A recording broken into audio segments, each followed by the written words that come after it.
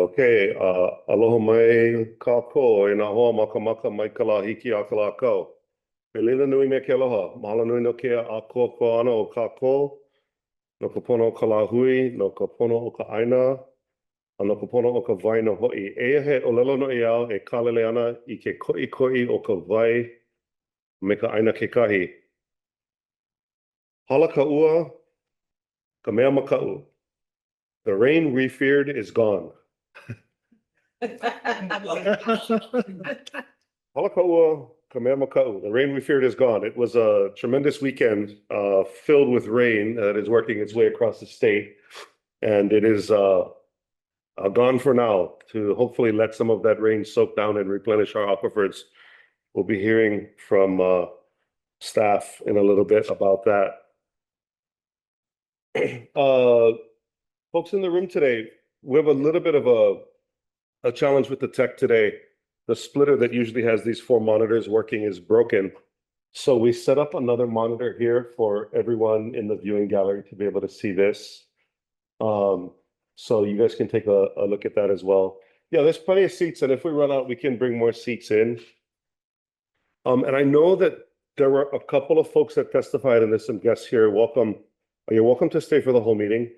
I did want to point out that the issue that I think you're here for is not on the agenda, and there are very strict guidelines with respect to sunshine rules. We had to cancel last month's meeting because we didn't follow sunshine to the T, and so it won't be taken up on this agenda item on this agenda today because of that. I will say that we've been tracking the news on the issue pretty closely, and it sounds like they're going to determine that there's a new name attached to the responsibility of the property in question. And so, Ernie, once that name becomes available, if you could, please reach out to them to move this conversation forward about access to water at that address. So I wanted to just acknowledge that at the top of the meeting. Yeah. Hey, how's it, you folks? Come on in. Aloha. How are you? Good.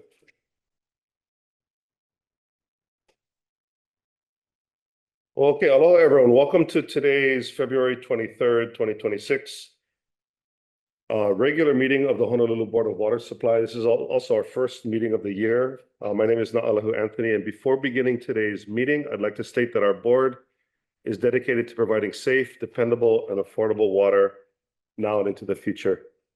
At this time, we'd like to share a brief recording with reminders on public participation, as well as virtual meeting regulations for board members as required by law. Materials for this meeting under HRS Section 92-7.5 are accessible at boardofwatersupply.com/boardmeetings. The public may attend this meeting in person at the BWS Public Service Building, located at 630 South Beretania Street. The public may also view a live stream of today's meeting on our website at boardofwatersupply.com/live. We have been accepting written or oral testimony for today's meeting. Instructions and an online submittal form are available at boardofwatersupply.com/testimony. The deadline to submit advanced written testimony has passed. Testimony received by noon today have been distributed to the board members. We will continue to accept written testimony today through our online form. Oral testimony in person or remotely will be accepted during today's meeting. To facilitate as much in-person and remote testimony as reasonably possible during the time allotted, pre-registration and submittal of a written version of testimony at boardofwatersupply.com/testimony is strongly encouraged. To testify in person, please register using our online form or come to the Public Service Building at 630 South Beretania Street. We have a representative in the lobby to provide intake and further instructions. To request to testify remotely, please complete the online form at boardofwatersupply.com/testimony. Requesters will receive an email containing links and instructions to join the Zoom session. Testifiers will have 2 minutes to state their position. A timekeeper will alert testifiers when there is 1 minute remaining. Once the 2 minutes are up, please summarize to allow time for questions from the board. Then, make room for the next testifier. Board members attending any board meeting remotely must be visible to the public to be considered present and meet quorum guidelines. Board members participating remotely must also disclose their location and anyone present at their location during roll call. Meeting participants who are calling or video conferencing in, please mute your microphone when you're not speaking. If you have a question, comment, or wish to enter or second a motion on an action item, please unmute your microphone and identify yourself before continuing to speak. If you encounter technical issues during today's meeting, please use the Zoom chat to send a direct message to our support team. Their names are listed in the message to all participants. To open the chat window, please click on the text bubble icon on the Zoom toolbar. Let's take a moment to take a roll call of the board members. When I call your name, please say aye. And I don't think anyone's attending remotely today. Is that right, Joy? Oh, that's awesome. It's great to see all these board members here in person. Thank you so much for coming in person. So in the room with me today, first we have Vice Chair Jonathan Kaneshiro. Aye. Aloha. Second, Lance Wilhelm. Yep. Aloha. Board Member Jeffrey Laupola. Aye. We also have Jean Albano with us today. Aye. Jean. Absent and excused from today's meeting is Board Member Edwin Sniffen. Also in the room with us today, Manager Ernie Lau. Aloha. Aloha. Deputy Manager Erwin Kawata. Here.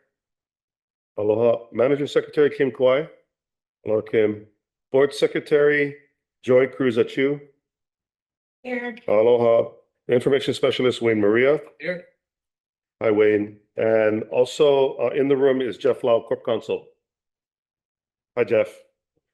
Joining us via Zoom is Jessica Wong from the City and County Corporation Council as well. I'd like to move into action items today. First, we have requiring board action would be approval of the minutes of the regular meeting held December 15th, 2025. Is there any discussion? Hearing none, I also see that there's some written testimony for board members to look at. I don't think it actually, I'm sorry, that's for number 3. I apologize. Hearing none, I would entertain a motion. Thank you. Second. It's been moved by Jean and seconded by Lance. Roll call, please. Chair, Vice Chair Jonathan Kaneshiro. Aye. Member Lance Wilhelm. Aye. Board Member Jeffrey Laupola. Aye. And Board Member Gina Albano. Aye. And Chair Nolly Wendy. Aye. Chair, motion passes with 5 ayes. Thank you. Please note for the record. Moving on to item number 2, adoption of resolution number 1008, 2026, acceptance of gifts to the Board of Water Supply from various donors in support of the 2026 Water Conservation Week program.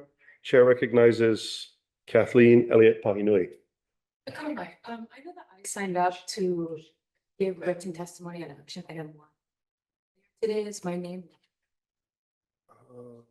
Yeah, written and oral testimony for all 4 of us and an additional person there. So the sheet that I have says that I have a written testimony for action item number 3. And there is a remote testimony for action item number 3 as well that came in. I don't see any in-person testimony today. I'm also, if this is with respect to Union Plaza, so it's not on the agenda. And so I'm gonna ask that anybody who's here to testify with respect to Union Plaza, we have to have it on the agenda for the sunshine requirement, and we can't just take this up immediately. And as I said at the onset of the meeting, we are tracking this in the news. This is a developing story, and it sounds like the judge has asked to add somebody for new regular management of the building. And as soon as that person is named, Manager Lau is going to reach out to them to take up this issue. We've also had ongoing requests to have a meeting with Board of Water Supply on behalf of the tenants union and the tenants themselves. Okay. And that has not been followed. I'm happy to take that up at the end of the meeting. Yeah, I'm happy to. I'm sorry, if it's not on the agenda, I can't allow testimony on it's a violation of the sunshine law. All right, so Yeah. Can we get a reiteration of what the sunshine was? Absolutely. Jeff?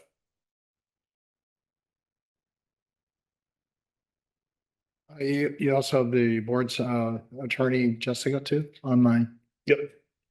Jeff, you want Jessica to do it online or? Yeah, I think Jessica, do you want to handle it?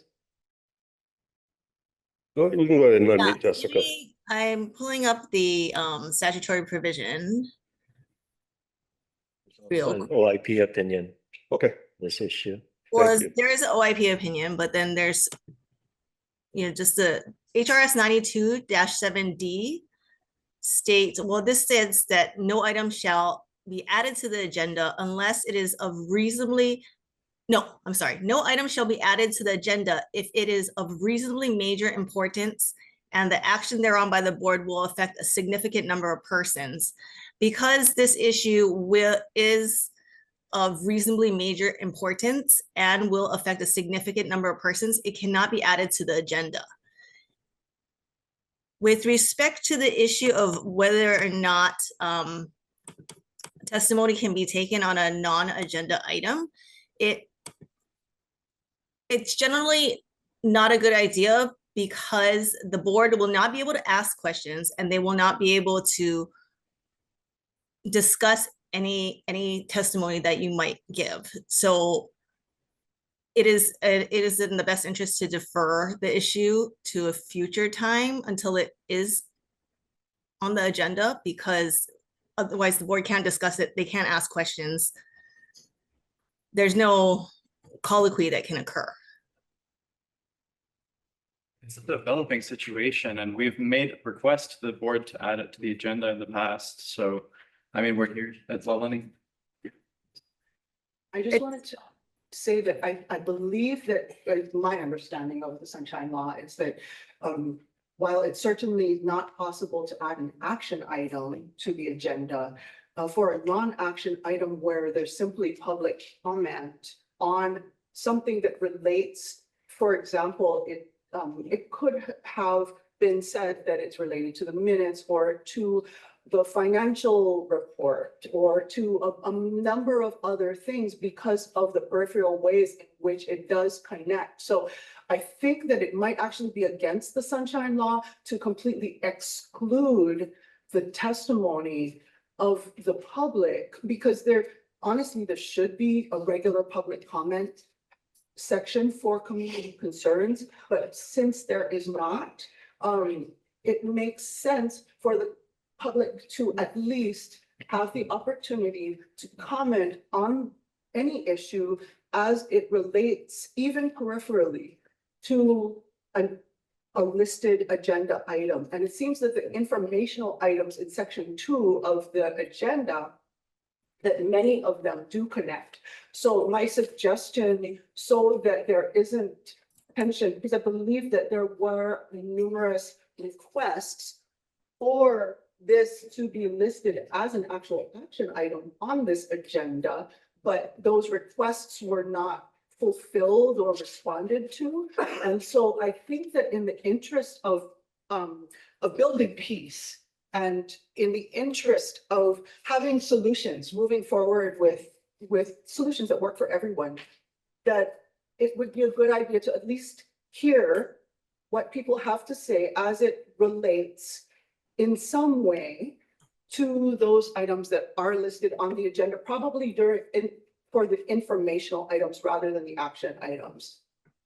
That's my strong recommendation. I appreciate that. And, it should be pointed out that this board has been generous with all kinds of community concerns that have come up over Red Hill and other issues. And we've opened the mic for extended periods of time to make sure that people had the ability to say what they needed to say. And we've taken on hundreds of pieces of testimony over Red Hill. So it's not to say that we don't care about public comment and that in some instances it's been the only venue where people have had the opportunity to say what they needed to say about that issue. I think that the first that I heard that this issue had come up that they wanted it to be on the board agenda was within the 7-day hold when we had to submit all our materials over to clear the sunshine requirement. And so that was within 7 days. So what I am willing to do is take this up as a broad topic with staff next meeting about what are the requirements for someone to get access to a water meter, either in a single family home or in a building. So So be willing to put it as an action item, because I think what we really like is a rule change. Because I think that people have been told that there is no rule. Chair, that I think this is probably bleeding a little bit too much into the discussion area of this Thank issue, you. and it does violate sunshine law. And I'd like to address, you know, the comment that there should be some sort of public comment period in each meeting. OIP has said that whatever might be the merits of running meetings as an open forum wherein the public raises issue of concern so that the board can respond to and discuss those issues. Such a model is fundamentally inconsistent with the sunshine law's notice requirements. So it is actually prohibited to discuss a non-agenda item unless it meets the statutory requirements. yeah. If I could just add something, Jessica, like we've read the testimony that came in this morning. We are tracking the issue very carefully. We read the article that came out this morning on Civil Beat, and really the course of action here is not a rule change. This is a singular issue at one address that requires a number. And let me tell you why before you shake your head. It's because there's multiple issues. This is not just a water issue. This is a power issue. This is a DPP issue. And so as management changes at this address, we are more than willing. In fact, we have asked Manager Lau to take the step and not wait for the new manager to contact us, rather for manager to reach out so that we can make sure that we try to rectify this issue as quickly as possible. So as council has provided, we've already bled into sunshine. We will take this up next meeting in broad strokes. I'm not asking this board to consider a rule change either today or next month. This is about like what are the fundamental operations that we have as engaging ratepayers for tens of thousands of customers across the island, and not on a singular one-by-one issue. Okay. Man, Okay. I'm gonna. may I submit the remaining testimony in addition to? You may. Can you grab staff outside and she can? Well, you're. More than happy. Yeah. Right. Yeah. Com staff will be out there, and we're happy to take it up. Outside, she can take your testimony, and I will make sure that all the board members, including Member Sniffen, gets a copy of it so that they can read it and take this up. Earlier testimony, they do have. So thank you. Okay, thank you. We appreciate your time today, and you're more than welcome to stay. We have some really exciting financial statements to go through today, as well as the audit information. So you guys are welcome to stay and go through that as well.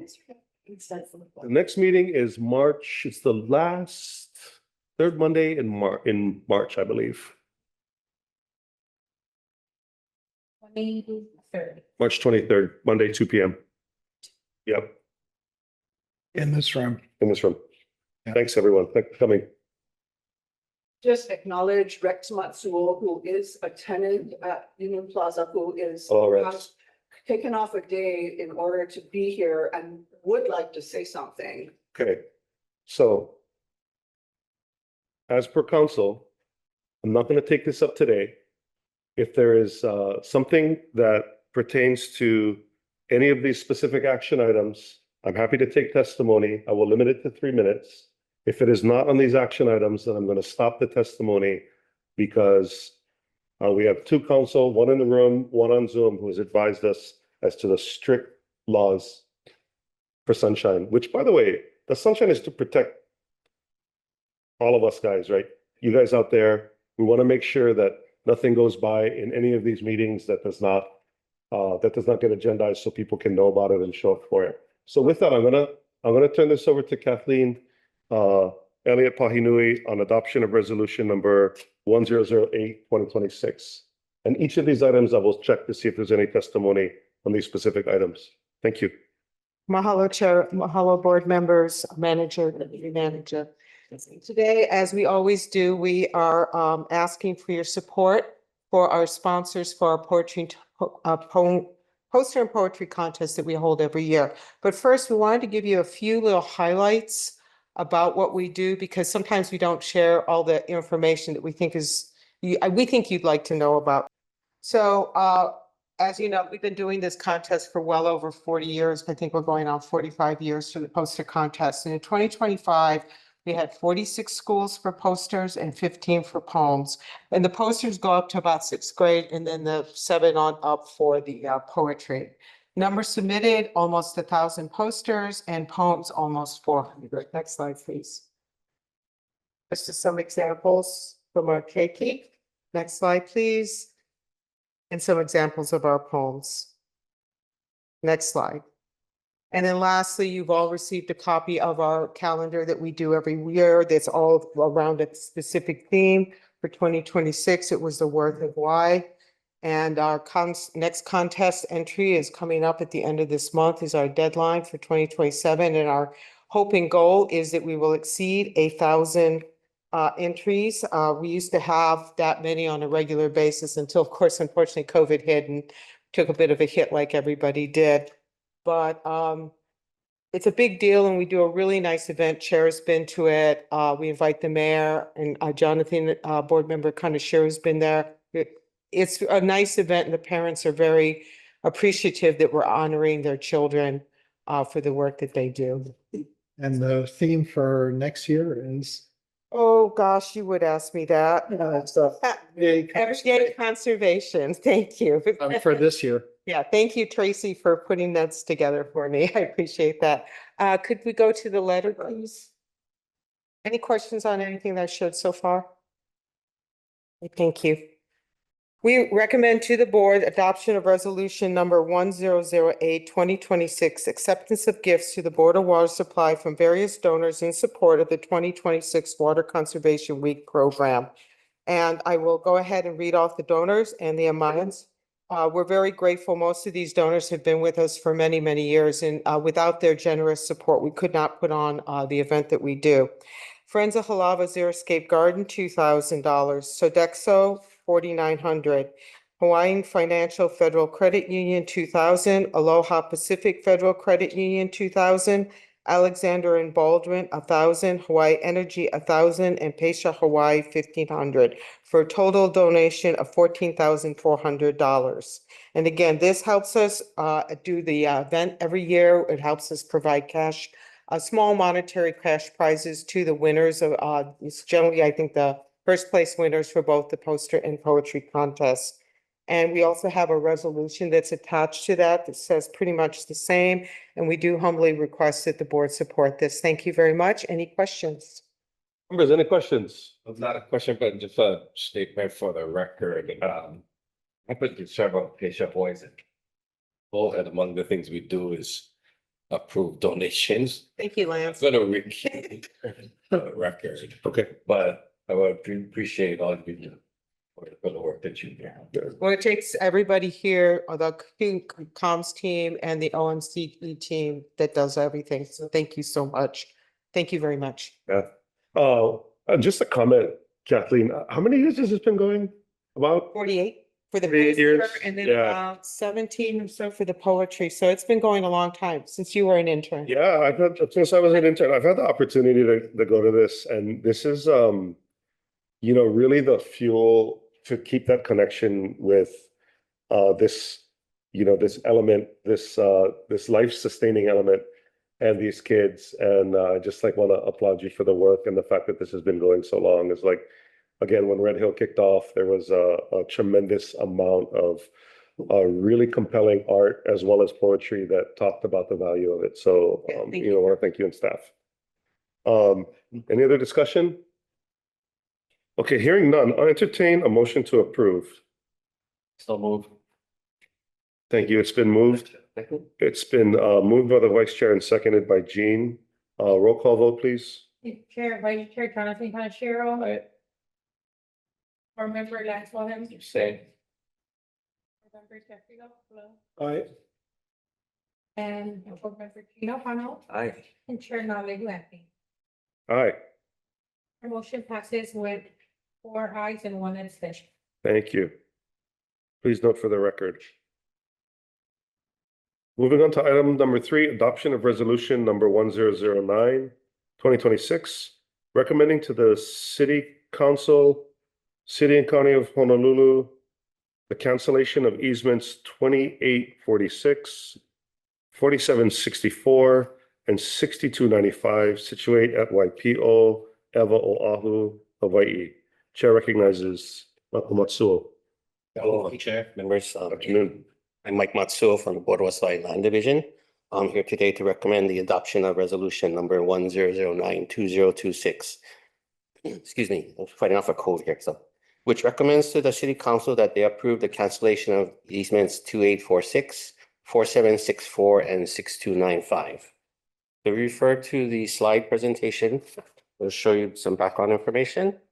We are recommending that the board adopt this resolution that recommends to the City Council the cancellation of those easements which are serving the Waipio Heights Wells 3 and 595 Reservoir. Corporation Council has determined that the cancellation of these easements are considered a disposal, and per the revised city charter, we are authorized to recommend to the City Council disposal of those easements. Go to the next slide. Okay, so this one was there's a mistake on this one. So what's going on is, I think you folks all have a corrected copy with you. This is the this is the wrong copy up on the screen. There's a corrected copy. So initially 2846 actually goes from the well site, the reservoir site and the well site down to Kauka Boulevard. So initially the easement went from here and it went down like this to here and it went over this way.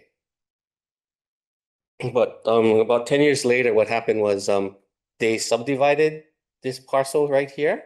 And so they canceled this inverted L-shaped portion of 2846 and instead did the 4764, which is the orange line. So right now we have the easements, the remainder of 2846 and also 4764. This next slide shows where 6295 is located. It was actually part of the acquisition of an additional parcel which we needed for the granulated activated carbon charcoal treatment system. So when we got that, we also got easement 6295 as part of the deed. So therefore, that's where the 3 easements came from. Okay, so this one shows you that there is a water supply 20-inch line which was installed in 1980, which serves the reservoir site. And this 20-inch line is actually located within easement 6295, 2846, and 4764. And these easements affect land that Catherine Cook Homes Hawaii is actually developing part of their Coral Ridge development. It's in that clouded section near the bottom there. So what Catherine Cook did was to abandon the 20-inch water line. What they did was they installed 16, 20, and 24-inch water lines, which replaces the 20-inch water lines. You can kind of see it. Okay, so this is the 16, then it becomes a 20, and then it's a 24 that goes all the way this way. And then drops down and then goes to the well site. Yeah, sorry, it's a little hard to point. So we have no objection to abandoning the 20-inch line. And if we abandon the 20-inch line, then we no longer need the easements. So, and then Catherine Cook is in the process of actually subdividing their Coral Ridge parcels to convey to new owners. So they are requesting that we cancel those 3 easements so that they can clear the title before they do the conveyance. Okay, and I'll read you the resolution. So resolution number 1009-2026, recommending to the City Council, City and County of Honolulu, the cancellation of easements 2846, 4764, and 6295, situate at Waipio, Ewa, Oahu, Hawaii. Whereas easements 2846, 4764, and 6295 for access and water pipeline purposes, hereinafter collectively the BWS easements, were granted to the city and county of Honolulu for the use of the Board of Water Supply and affecting those certain real properties situated at Waipio, Ewa, Oahu, Hawaii, bearing those tax map keys 94006 parcels 52, 113, 123, 173, 175 to 177, 179, and 182 to 184. And whereas a BWS 20-inch diameter water pipeline for the Waipio Heights Wells 3 and 595 reservoir is located within the BWS easements. And whereas the real properties affected by the BWS easements are part of the Castle and Cook Homes Hawaii Inc. Core Ridge development, and whereas Castle and Cook Homes Hawaii Inc. constructed new 16, 20, and 24-inch diameter water pipelines as part of the Core Ridge water system to replace the BWS Waipio 20-inch water line, so it could be abandoned. And whereas BWS has no objection to abandoning the BWS 20-inch water line, and whereas abandoning the BWS Waipio 20-inch water line eliminates the need for the BWS easements, and whereas Castle and Cook is in the process of conveying some of the affected real properties to others and has requested that BWS cancel the BWS easements so that the titles can be cleared of this encumbrance before conveyance. And whereas the Department of Corporation Counsel has determined that the cancellation of the BWS easements is considered a disposal, and under section 7-105F of the revised charter of the City and County of Honolulu, 1973 revised 2017 edition, BWS is authorized to recommend to the City Council for approval the disposal of real property and real property interests under BWS control. Now, therefore, be it resolved by the members of the Board of Water Supply, City and County of Honolulu, that BWS recommend to the City Council, City and County of Honolulu, that easements 2846, 4764, and 6295 be canceled. Available for any questions. Members, any questions? Just a general question. I'm more curious than anything else. When we abandoned the water line, when we dispose of the easement, they didn't they didn't necessarily remove the line, right? So they're gonna abandon it in place. Yes. Yeah. So are we assured that we don't have ongoing liability for the remaining pipe within that? Because they're gonna transfer the sale now. And I'm Right. sure they'll make that appropriate disclosure, but they're gonna remove the easement, so. But the old line will still be. But the pipe is still in the ground, so are we, I just wanna make sure we don't have exposure or liability to this. The existing pipe. Well, we are cutting, plugging it at both ends, so it's pretty much dead. There's no way anybody can connect to it and use it for water. But perhaps, Mike, we can look at a disclosure that will be recorded that the pipe is there, but. I think you don't have Yeah, to but- disclose that the pipe is still in place. Yeah, and I think it would put it either in the, like, to note it, like a not a restriction, but it would. Not a. Like notification, yeah. A disclosure, yeah. I would imagine that when Castle and Cook Homes sells a tract, they would put that disclosure in there so that they're aware of it. But we can convey that point Yeah. to them. Yes, we can convey that. I just think it would be a good idea. Yeah. Somebody 50 years from now, will find a piece of pipe and blame us for something. What is this pipe doing there? Yeah. Yeah, and that would run with the land, so it'd probably be part of the deed. Right, so if it stays on the deed as a disclosure, then at least we're like, Yeah, so we'll make that point made to the Castle and Cook Homes. just more curious. No, good idea. Yeah. Members, any other questions? Just for a note, there's a written piece of testimony attached in the packet. And is there anyone wishing to testify in person on this issue? Okay, hearing none, I will entertain a motion to approve. So move. Again, It's been moved by Lance and second by Vice Chair. Roll call vote, please.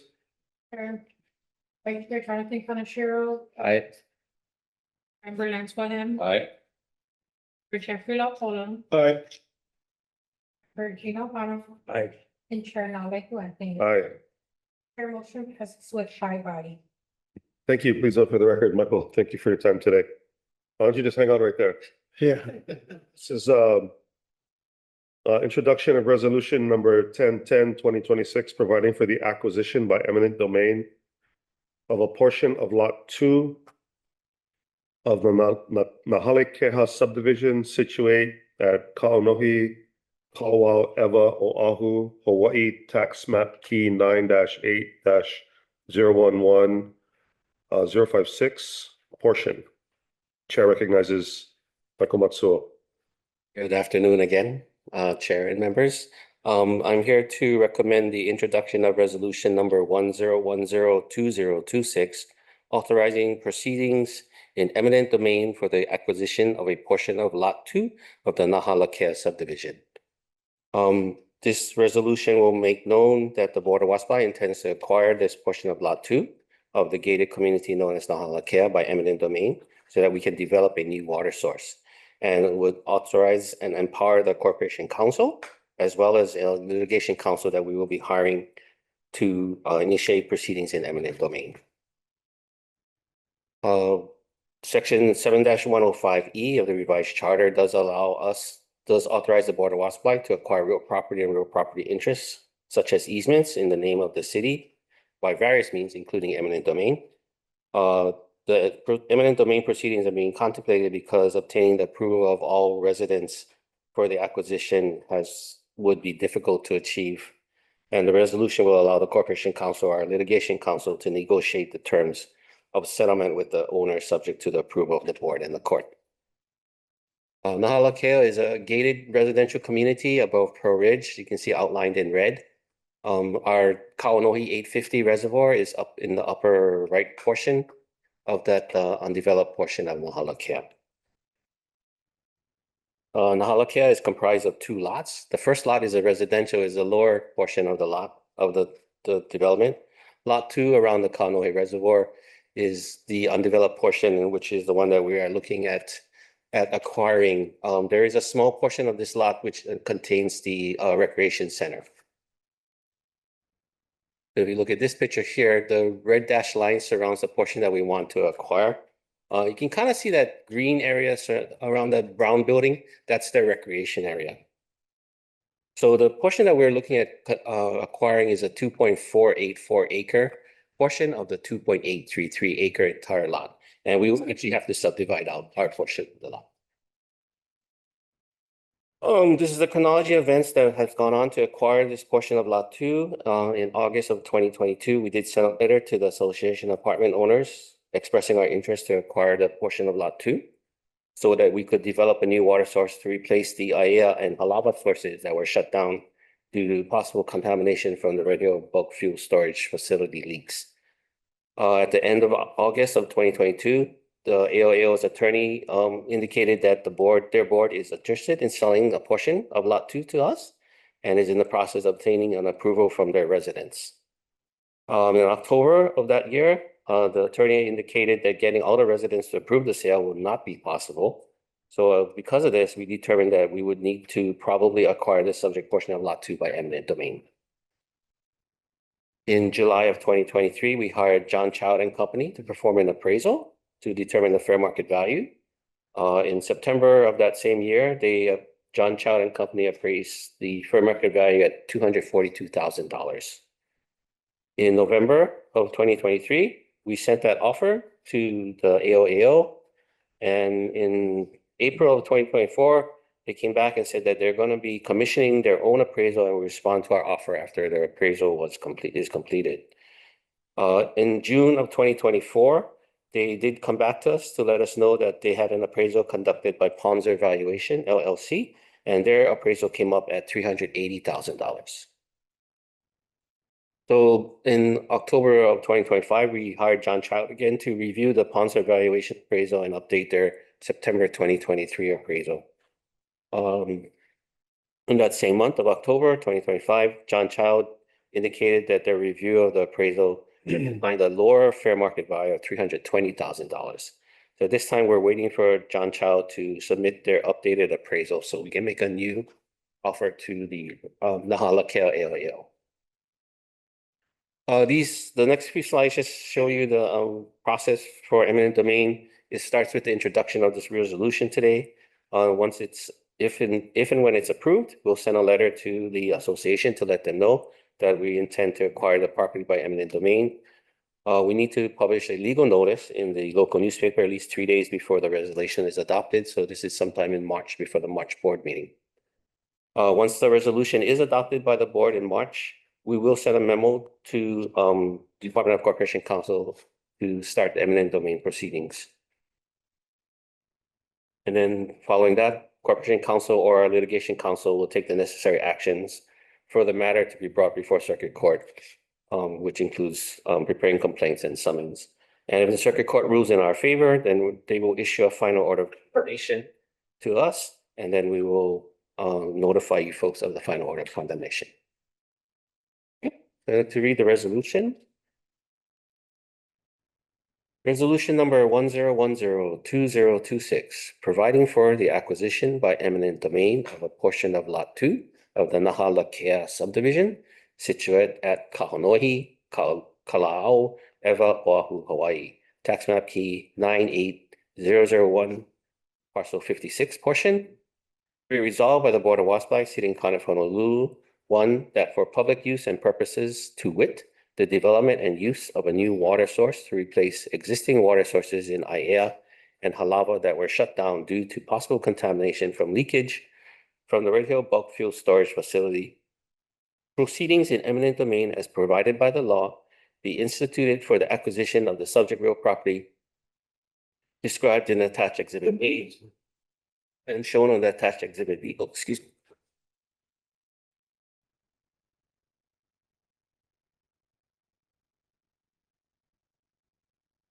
Excuse me.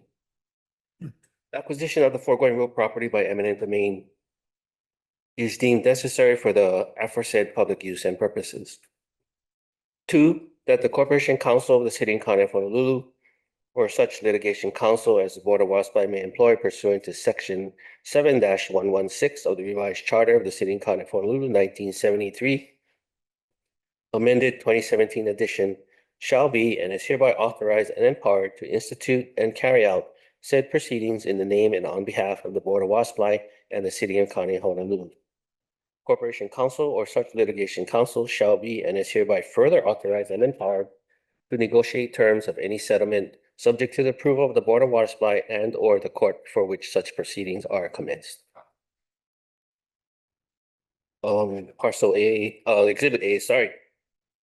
The parcel to be acquired is a portion of that certain parcel of land, being a portion of Royal Patent 1963, Land Commission Award 5524, upon a 6 to El Konia situated at Kaunoi Kala'o, Ewa, Oahu, Hawaii, and more particularly described as follows.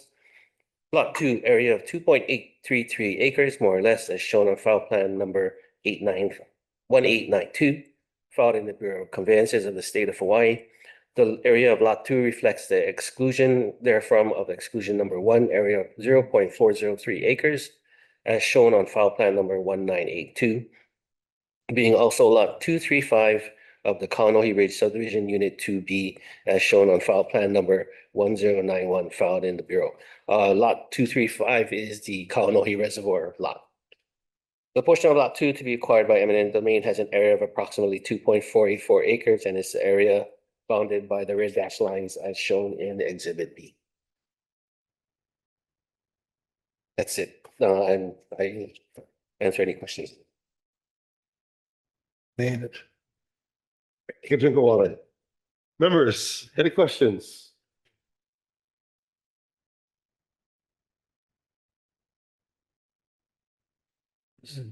So if I read this right, we had it appraised, we made an offer, they countered. And so we're going through all the different modes of the ways to acquire. It was recommended by Corporation Counsel that we review their appraisal and then update our appraisal as a next step. Okay. Okay, and But the reason for eminent domain is more because cannot get all the 100%. tenants to agree to sell, right? So they need to take this action. Yeah, it's It's a required. price thing, but it's mostly the process of getting them. And the board president did make it clear to us that, they have a fiduciary duty that they need to look at it. Yeah, yeah. So That's why they're, in its own by the whole of the condo association, that kind of stuff is hard. It's, yeah, very difficult to Right. make changes. Yes. Yeah. In fact, we were told that one resident is already gonna say no, so. But they sometimes cannot find the resident, and it's very difficult to judge that. And that current is just a reservoir. up there. Right, our water tank. Yeah, but you wanna, We want to drill a new well that'll help replace the capacity that's shut down because of Halaba Shaft being off. okay, Yeah, wells, Halaba wells. all right. Why is it subdivided or proposed subdivided the way it's proposed to be subdivided? Why did you not just carve out everything except for the community center? I'm sorry, can you repeat that question? Or lot two is two lots, right? Hmm. Lot two has the community center in it. Why is it? If you can go to page 6. Or maybe I'm misunderstanding it. I think that's the only thing they are carving out. Yeah, so that is, Subdivide to create the rec parcel for the rec center. that red area is everything carved out of the, Yeah, that's a 2.484 acre, yeah. I see an outline, the green outline, but that's not a So parcel. that's actually just landscape area around the recreation center. Yeah, that brown rectangle was a recreation center. You're right, that's kind of the distances. Okay. Oh, okay, I misunderstood that, yeah. Yeah. Joy, is there any testimony that has come in on this topic? Make sure there is, oh no, sorry, that was for action 3. Action 3, there's none for 4. Is there anyone in the gallery that wishes to testify on action item number 4? Hearing none, I'll entertain a motion to approve. Second. Okay, it's been moved by Vice Chair and seconded by Lance. Any other discussion? Hearing none, roll call vote, please. Thank you, Chair.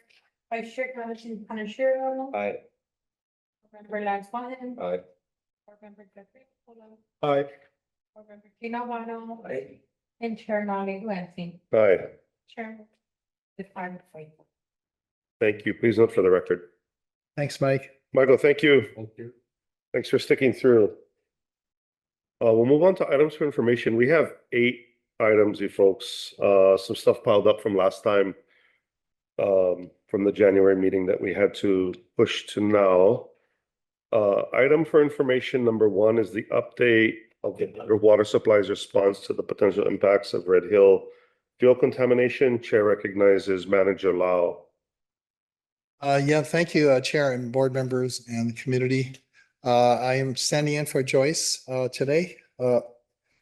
So some recent events, Chair pointed out that in January, we had to cancel the meeting because we didn't properly meet the sunshine law requirements. So this is a little bit of a catch up for January and also for February. So there was a CRI, Community Representation Initiative meeting number 27, held on December 16th. And that's where both the Navy and the EPA were present. I think also some members of the Department of Health. This is a requirement that came about with the 2023 administrative order that the EPA executed with the Navy. It's a voluntary order and they agreed to a process called the Community Representation Initiative that allows the community actually to be informed and participate in discussions about the Red Hill cleanup and the remediation efforts. On January 10th, the Restoration Advisory Board for joint Pearl Harbor, Hickam, and Kailua met, and both Joyce Lay and I are members of the Restoration Advisory Board. We actually did a field visit to the old IL Laundry site, which is located next to St. Elizabeth's Church as you enter Aya town off the Red Hill Mauna Loa Freeway. It was a really good site visit. The old laundry facility created some contamination issues that persist in the area, and they're doing ongoing monitoring for contamination. The 14th of January was the actual RAB meeting. That was very good discussions there. So the Restoration Advisory Board, I mentioned earlier, is for Pearl Harbor, Hickam, and Kailua. The next meeting is actually scheduled for May 13th. And more information about Red Hill cleanup related to wherever chemicals PFAS is located can be found at this URL site, redhillern.com. Really has a lot of information, and I just want to commend the Navy for putting up this website and being so transparent and providing test results, but also correspondence and copies of reports. I got to really go look at that website because I don't think it's as redacted as the other website, other information that the Navy working on Red Hill on the petroleum contamination. But I think these reports are less redacted. So it's a good website to visit, redhillern.com. So what they're doing at Red Hill, on the Red Hill property, which is outlined in orange here, the two outlined yellow areas are what they call the areas of investigation for this stage of the CERCLA process called remedial investigation, and Area A and Area B. Area A, I just like to remind the board and the community, that's where they spilled 1,300 gallons of AFFF concentrate liquid out into the environment, onto the ground, and never recovered it. But it spilled right there. 1 year after the water system of the Joint Base Pearl Harbor Hickam was contaminated, November of 2022 is when this event occurred. So that's what Area A. Area B is closer to where Red Hill Shaft is located, and also something called the oily waste disposal site, where the waste material and products used at Red Hill was disposed of in a unlined hole in the ground in the past. And that area is kind of heavily contaminated. So this is summary of the PFAS results. They are doing 4 quarters of PFAS sampling and in this case, it's for shallow groundwater. They're finding in shallow groundwater that's above the deeper groundwater, which is part of the aquifer that we pump from. They're finding, so they're investigating the shallow groundwater. You can see the range of what they're finding in terms of different types of PFAS. And also on the right, you have something called PSLs. Those are project screening levels in parts per trillion. So what they're identifying, like for PFHXA, from non-detect in quarter number 4 up to 1,800 parts per trillion. And the project screening level is 990 parts per trillion.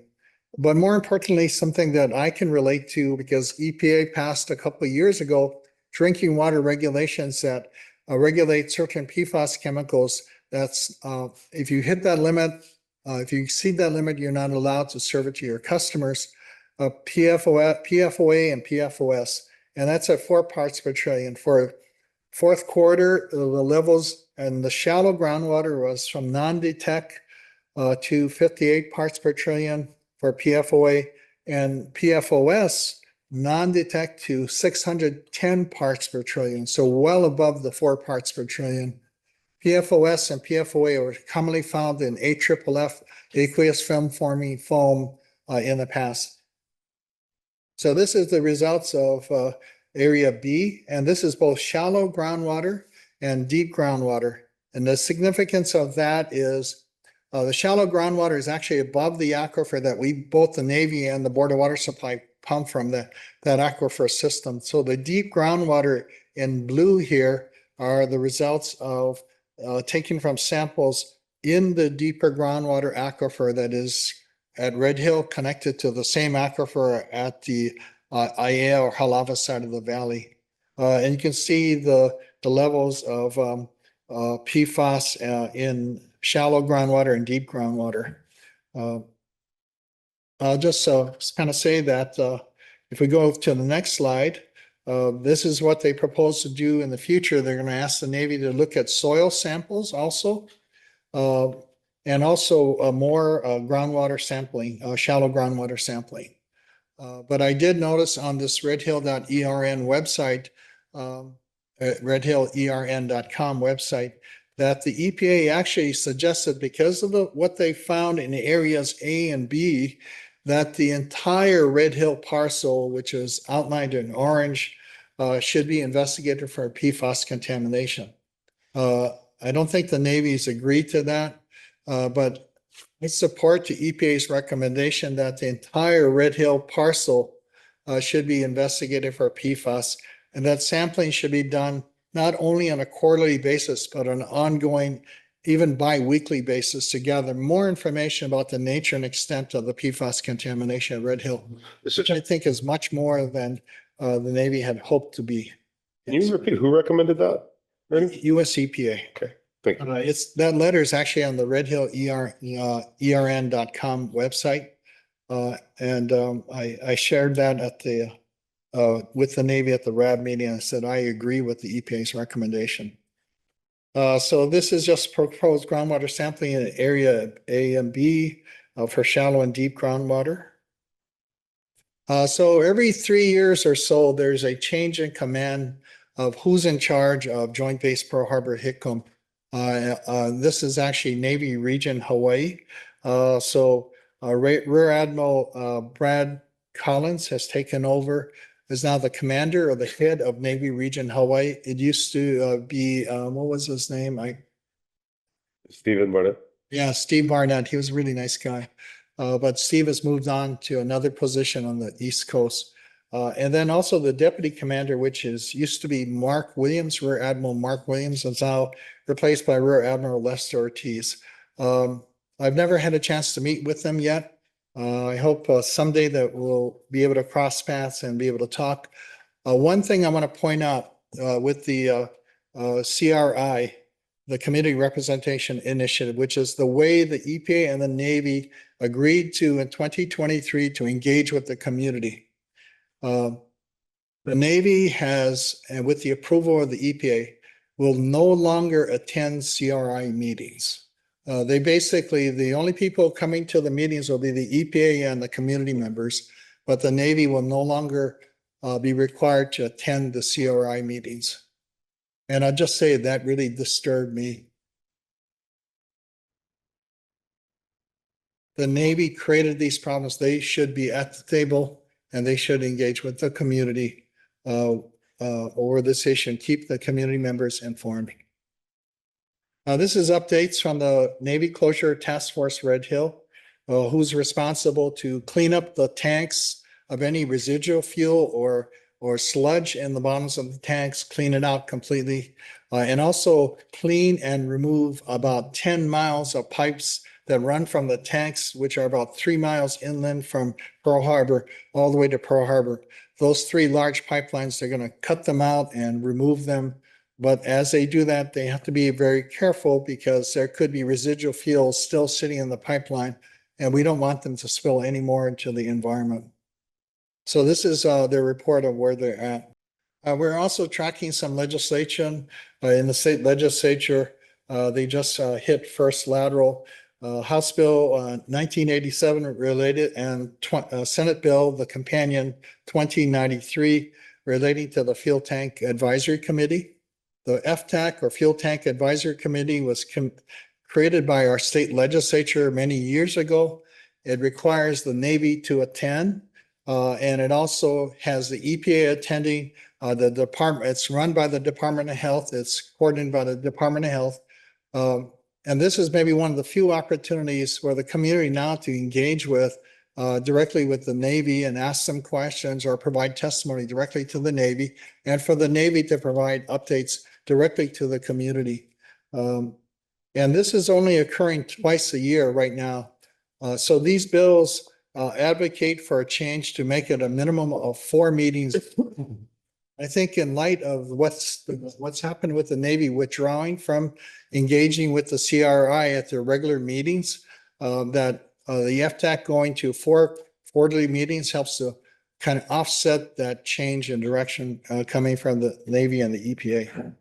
House Bill 1926 and 24 Senate Bill 2475 related to providing funding to the Red Hill VI, the Water Alliance Initiative that was created and attached to the Department of Land and Natural Resources. So we really support that. And SB 2046 is another bill that we're tracking. So upcoming events, Red Hill Community CRI meeting, there's one this week on the 26th. There's a Red Hill subject matter expert meeting on remediation, which is not open to the public, but that'll be on March 10th. And I've strongly suggested that those meetings be open to the public also. April 9th will be the FTAC meeting. Remember, right now it's 1 or 2 meetings a year, but I would like that to go to 4 meetings a year. And the Restoration or RAB meeting advisory board on May 13th. And that's it. Thank you so much. Any questions? Members, any questions? Can you go back to slide number 5, area A, PFAS? Bernie, just walk me through this here. So the PFOA and the PFOS that we've been tracking for some time here, the column on the right, the green column on the right is basically the limit. Yeah, the PSL is project screening limits. So if it drops, the levels they find are below that, I don't think they have to do anything. It doesn't mean that the contamination's gone away. It's just below this project screening level that the EPA sets at. Basically, if it's less than that, you're okay. And so for quarters 1 and 2, this is the time ranges from September to September. Quarters 1 and 2 was the gray is because it's below the screening limit, Right. right? And then so the last 2 quarters, the most recent quarters, some of these readings have pegged above the screening limit. That's why they colored green. Yeah. Okay. And just for reference, right, the orange triangle is that upper portion of Red Hill, probably around where the tanks are. Yeah, basically, yeah, that is correct. The orange outline is the outline of the parcel of land that the Red Hill facility sits on. Right, and that's like that's how many thousand feet is that from Halava Shaft? I would say a little less than a mile, about 5,000 feet. Okay. To the northwest is our hello. Okay, and we're seeing low-level PFAS. Yeah, in the we're stuff as seeing, we're seeing PFOS pretty consistently now in Halava Shaft. And this is Halava Shaft, not even, the pumps aren't even running. Okay. We're just taking a sample from where people used to go underground, go through the tunnel, and then be able to see the top of the aquifer, the water table. We're taking a dip sample right out of that pool, and we're finding PFAS in it now. Okay, and then next slide, just for reference here. And so this is that other lower portion, and it looks like we've been seeing pretty consistent PFAS, PFOS and PFOA across the last year. Yeah. Above the screening limit.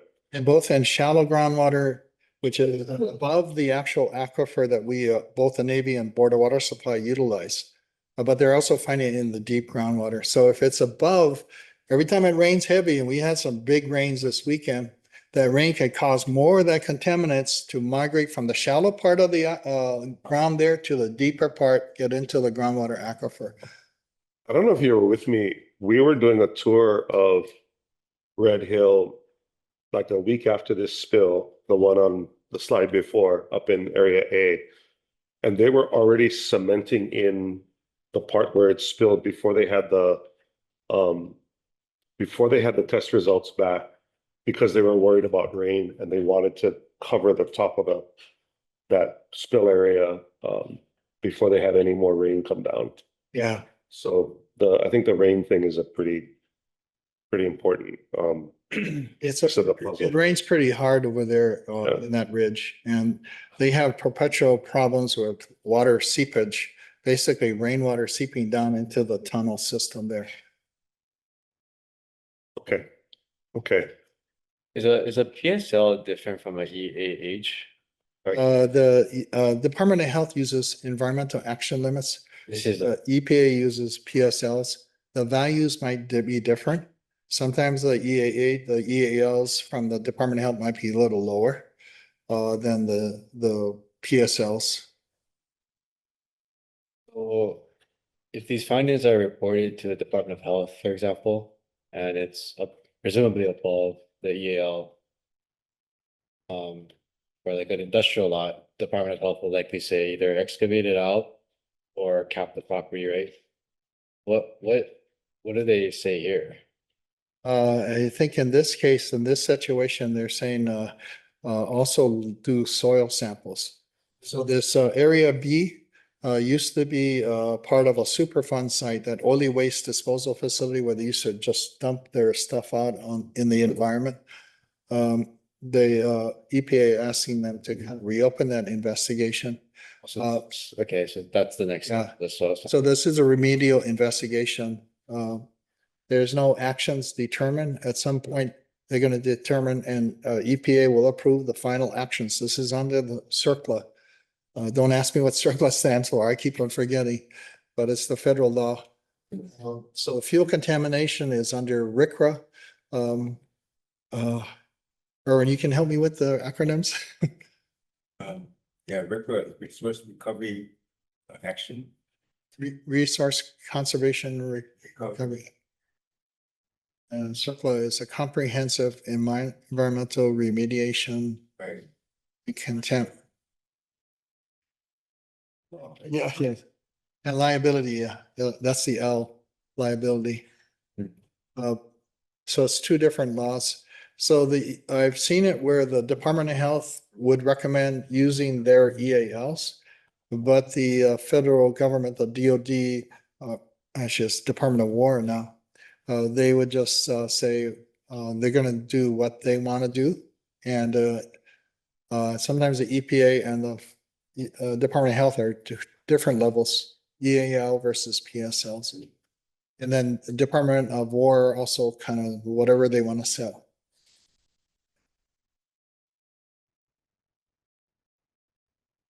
Maybe just to add to the conversation, I think this is why the monitoring well network that we've been talking about for years now is so important, is just to be able to track these, better track these constituents as they move through the water system so that we have a little bit of fair warning before they get to the well sites, because these are just monitoring wells, right? But the actual pump sites. Yeah, we are continuing to sample at our wells that are shut down, our Halava shaft, our Halava wells, which is right along Halava Heights Road, and our IAL wells further in IAL. Halava shaft and Halava wells, we consistently detect PFAS contamination, and I think it's a PFOS. Yeah. Then we're also detecting PFOS further west at our Ka'amila wells, closer to where IAL High School, not far from IAL High School. And that's where we've installed already a temporary water treatment system to treat for PFAS. And the levels there at around 4 parts per trillion, we're right at the MCL for drinking water for PFOS. So we are looking at a permanent to be constructed there eventually.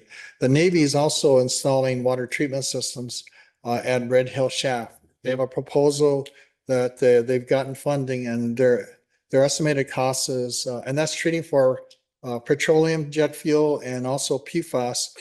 Their estimated cost, I think I've heard numbers ranging from 400 million to $505 million.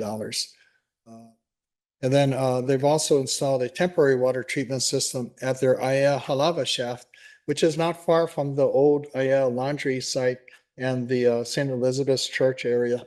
And then they weren't clear on the cost of that temporary water treatment system. But that one is treating for PFAS. And we were told also petroleum too. You. Any other questions? I think we have a comment from. A comment? Why don't you come up to the podium?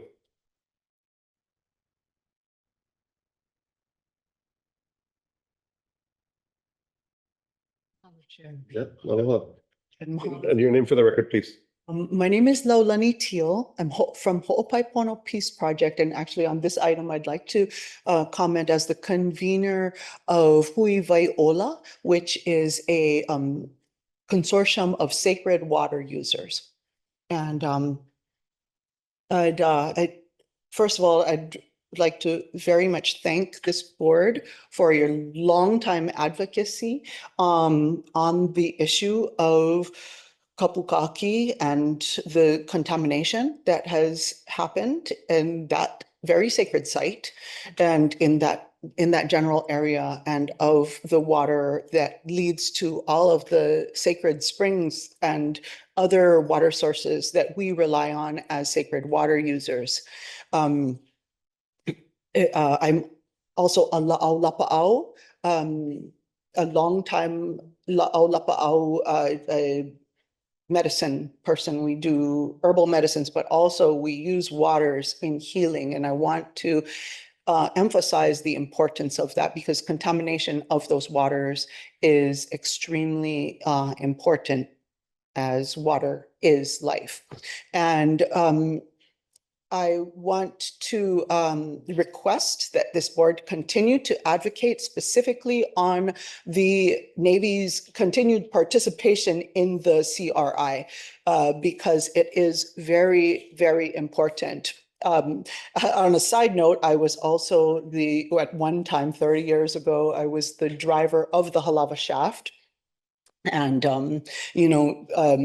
and worked for the Board of Water Supply at that time under the Information Office, and was very familiar and able to see that area that Manager Lau has spoken about, where you can actually see that very sacred water.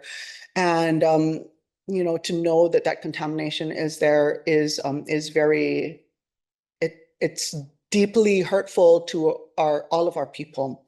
As Eola Ikawai, it's the water is absolutely life. I do want to, in that advocacy, I want to request that this board consider adding a public comment section to your board meetings as a regular thing, as is common for most boards and commissions in the state of Hawaii.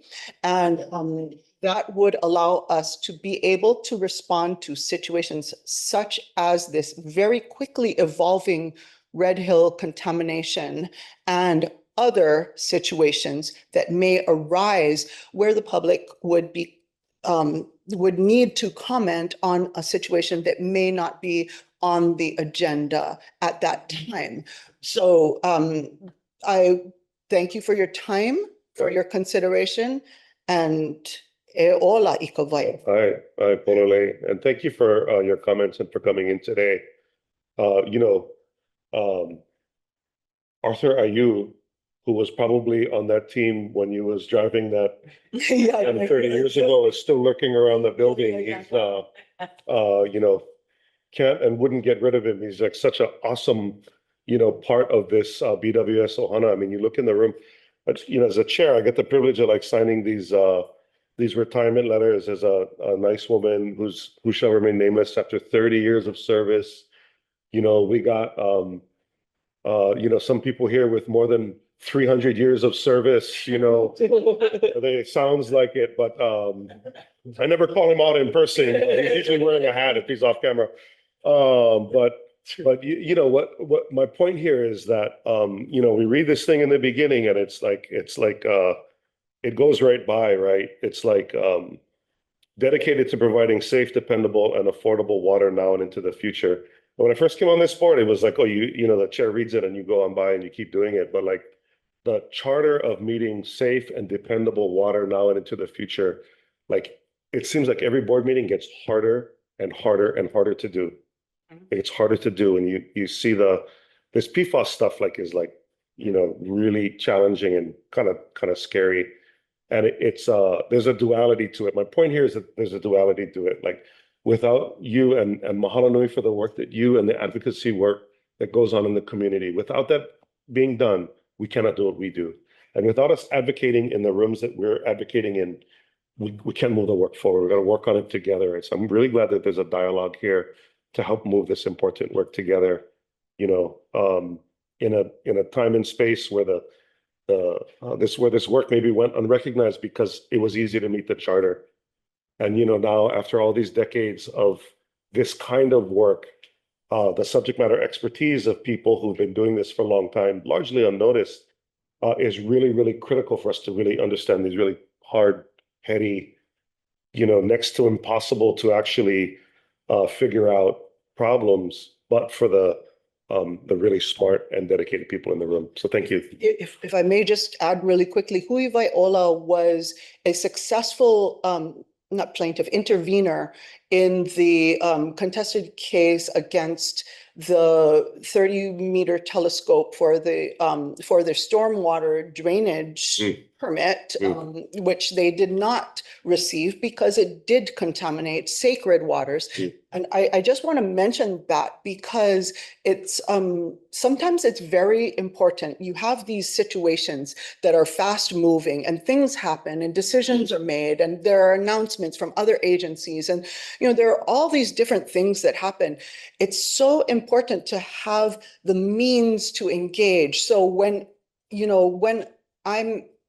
I am requesting that this board really, really deeply consider adding that public section onto these meetings so that you will be in compliance. If there's something that's, outside of an agendized item, there really might be, as you said, it's harder and harder to secure the assurance of clean water for everybody, of human rights, for the people who are facing very serious human rights abuses and, for all of these situations. So if this board would please consider adding on that public comment section that would bring you into compliance with the Sunshine Law, no matter what anyone comments on. And that may be absolutely necessary for those dialogues on any subject matter that may come up. Yeah, I thank you for that. And we'll take that under advisement. And maybe as a last comment, and we have a packed agenda and I got to pick up kids at 6.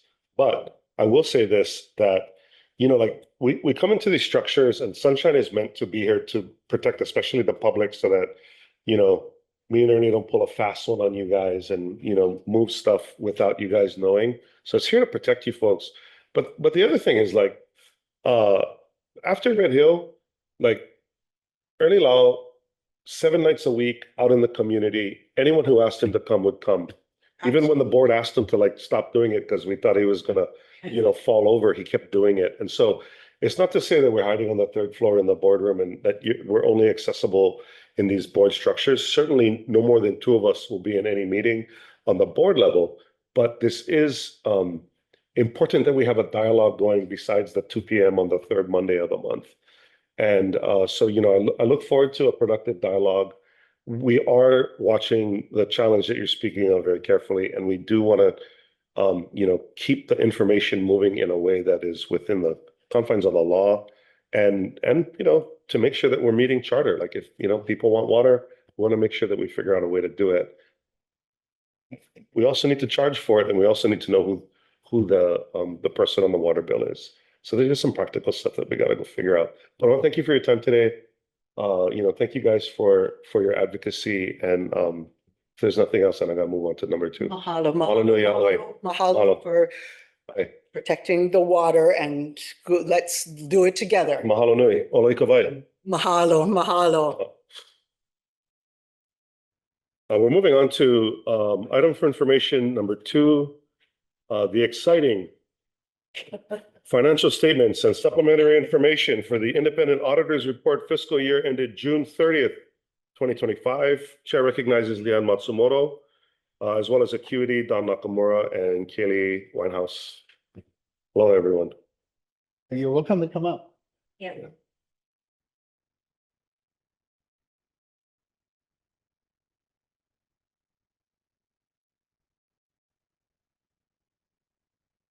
I didn't mean anything by the statement. I think this stuff is very important as well. Just Okay. Yeah, I just want very passionate testimony today. our financial orders for fiscal year 25. Don Nakua. Aloha. Welcome back. Good to see you folks. Thank you. And with me this year is Kaylee Winehouse and Aloha. with Acuity. We will try to keep it brief because we do know it's exciting, but that you also have a packed agenda. So we do have this presentation to go through, but actually, could we go to the financial statements first? I think that report. Sorry, report. Yes. I'm sorry, not the financial statement highlights, the actual report. And that's just. Or you know what, that's fine, actually, because you can just walk through the financial statements from there. Mhm. Yeah. So financial statement highlights, starting with statement net position. So we saw an increase 133.1 million in 2025 compared to 89.5 million in fiscal year 24. So in comparison to the prior year, operating revenues increased 41.3 million, primarily as a result of an increase in water sales. Sorry, so this is on page 16 of the financial statements. So I'm not sure what page it might be on if you have Thank you. 86. 16. Oh, not in the slides, in this. I think that you folks have the hard copy. We have the hard copy. Yeah, I think some of them are looking at the slides still. So she's going through the slides, the highlights from the slides, but this highlights relate to the actual financial statements. Right, so go ahead. Yeah. So the increase in operating revenues, that position also increased due to interest income related to investment holdings, which was offset by a fair value decrease of their investments for 35 million. And we also see an increase in federal grant revenue. And this is related to BWS's coronavirus state and local fiscal recovery award. That's primarily the statement net position. So the next page is, sorry. The next section is the statement net position on Exactly, on pages 14 and 14. 15. The biggest item here is compensated absences line, 23.4 million in 2025. And so this was a $15.7 million increase from the prior year. So this increase primarily due to adoption of GASB 101 and a $14 million accrual for sick leave compensation. In previous years, it only consisted of accrued vacation liability. Unrestricted current assets was 317 million, which exceeded total current liabilities by 202 million. Net capital assets was 1.5 billion as of June 30th, 2025, which was a $65.4 million increase from prior year. Increased primarily due to BWS's construction activity and their work in progress projects currently sitting in CIP. The net OPEB liability was 9.9 million at year end, which was a $18.8 million decrease from the prior year. And then revenue bonds payable at June 30th, 2025 was 427.6 million, which was a $17.2 million decrease from the prior year. This is primarily due to principal repayments, and BWS did not issue revenue bonds in fiscal year 2025. And then last item to note, the notes payable was 125.6 million, which was a $7.2 million decrease from the prior year. Overall decrease consists of 10.5 million in payments and plus a principal forgiveness of 4.6 million. And then that's offset by additional financing from state revolving fund loan program for new projects of about 8 million.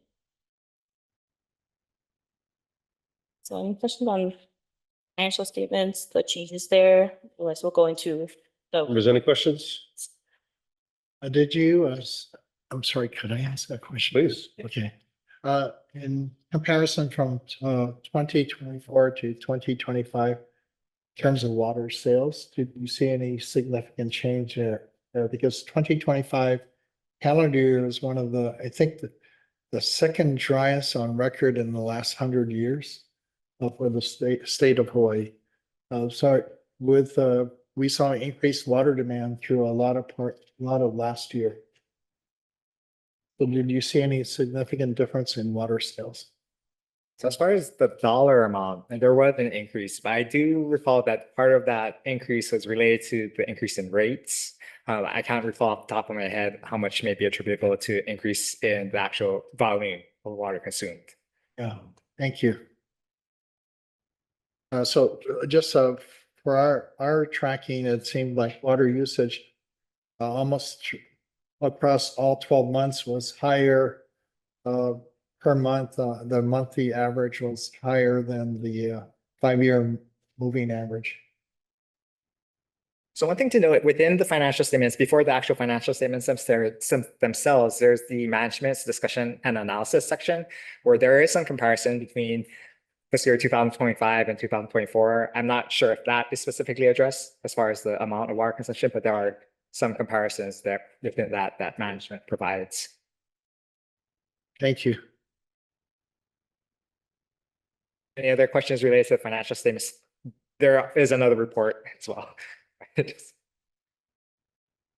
Members, you guys okay? We can move on? I have a question. ahead. Page 10, restructuring and other assets on the balance statement, the decline from 121.26, 78%.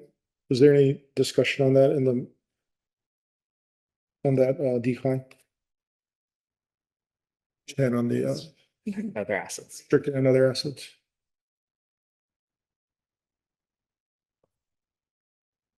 I recall off the top of my head, there may be something in there within.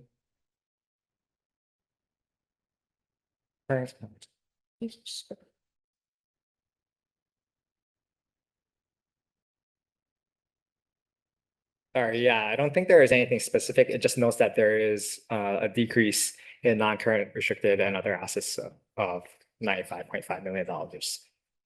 And then the line above it, investments, the increase of 62%. Was there that big change? Is there any discussion on that?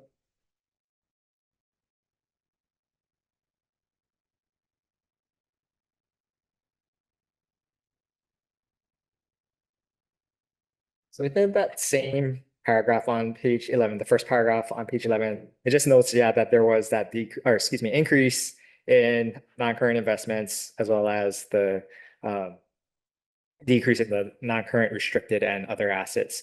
So sometimes it's a matter of classification where the board may need to utilize funding for certain projects within a period so that the investment amounts may go down because they're used, right? So they need to be the funding needs to be used, and the investment balances go down. Cash may be higher if it's not quite used yet for the capital expenditures, or both cash and investments may be down because of the use for capital projects. Thank you. Okay, we can move on to the next. No. Thank you. Thank you.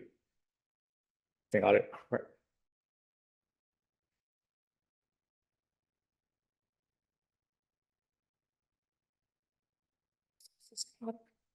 Yeah. Right. Or I can do it. Sorry. Okay. Sorry. If you can go back to the presentation. So slide 1 just outlines the scope of our services where we did perform, audit of the financial statements as well as an audit of federal awards compliance, also known as a single audit. And we did consider BWS's internal control over financial reporting in relation to the audit of financial statements, as well as BWS's internal control over compliance as part of the single audit related to federal awards compliance.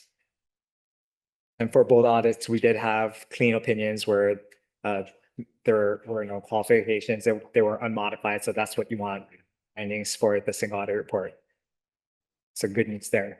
And just as far as the single audit report, that was a second report that was issued. The thinner report, which is one thing to note there, or I think the most significant page other than the actual reports, but it's something that makes it easier to understand the reports, is on page 11, which is the section 1 of the schedule of findings and question costs, the summary of auditors results. So it's a table that summarizes the audit results. So sorry, I see some of you are maybe looking at the financial statements still. So it's Look at this thin one. Thin one. On page 11.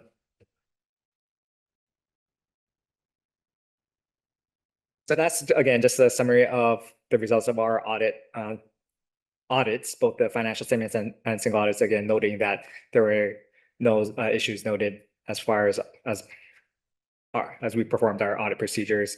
And just to note that as part of the single audit, there was one major program. So that those are the programs that were required to test for the federal awards compliance in a given year. And that for this year, it was that program that Kaylee mentioned as far as the COVID-19 coronavirus state and local fiscal recovery funds, which was AL number 21.027.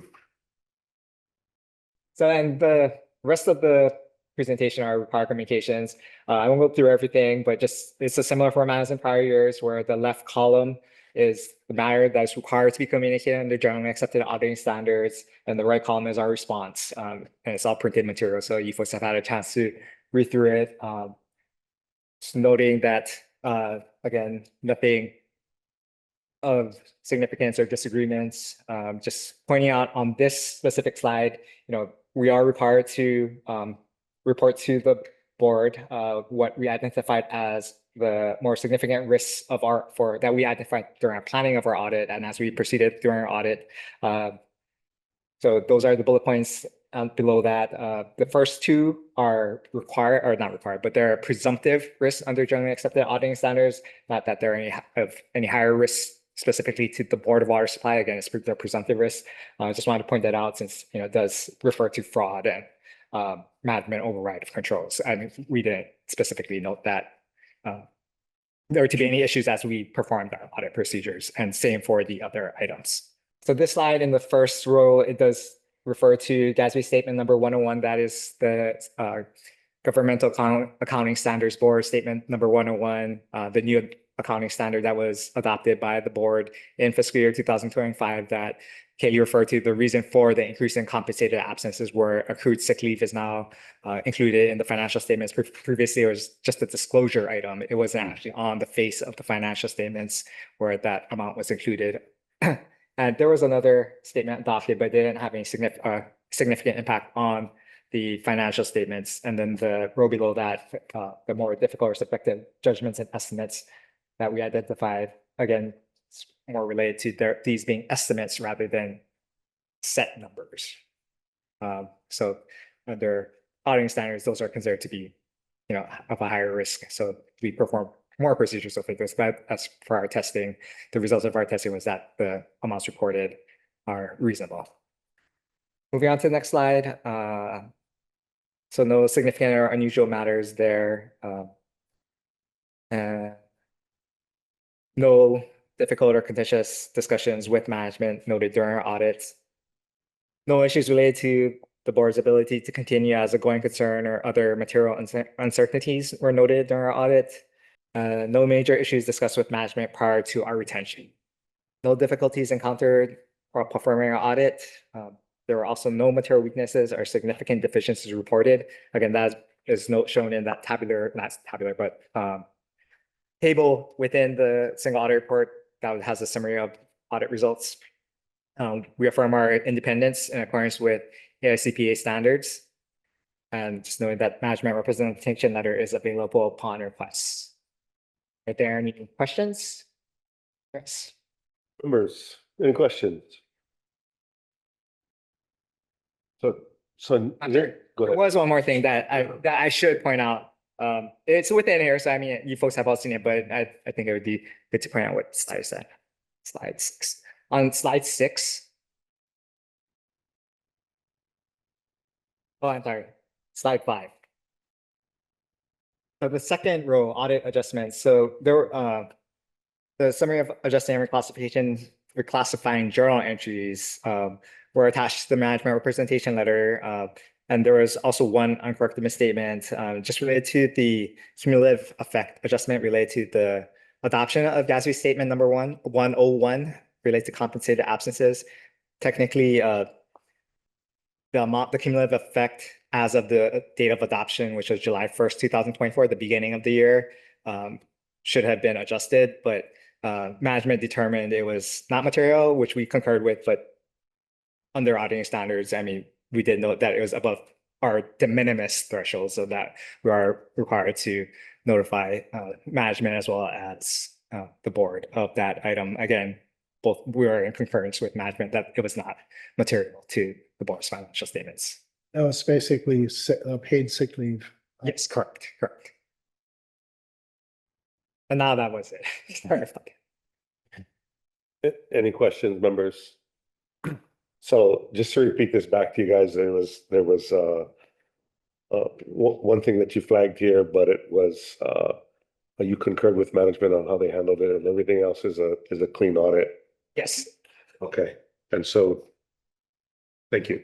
Thank you. Thank you for your time.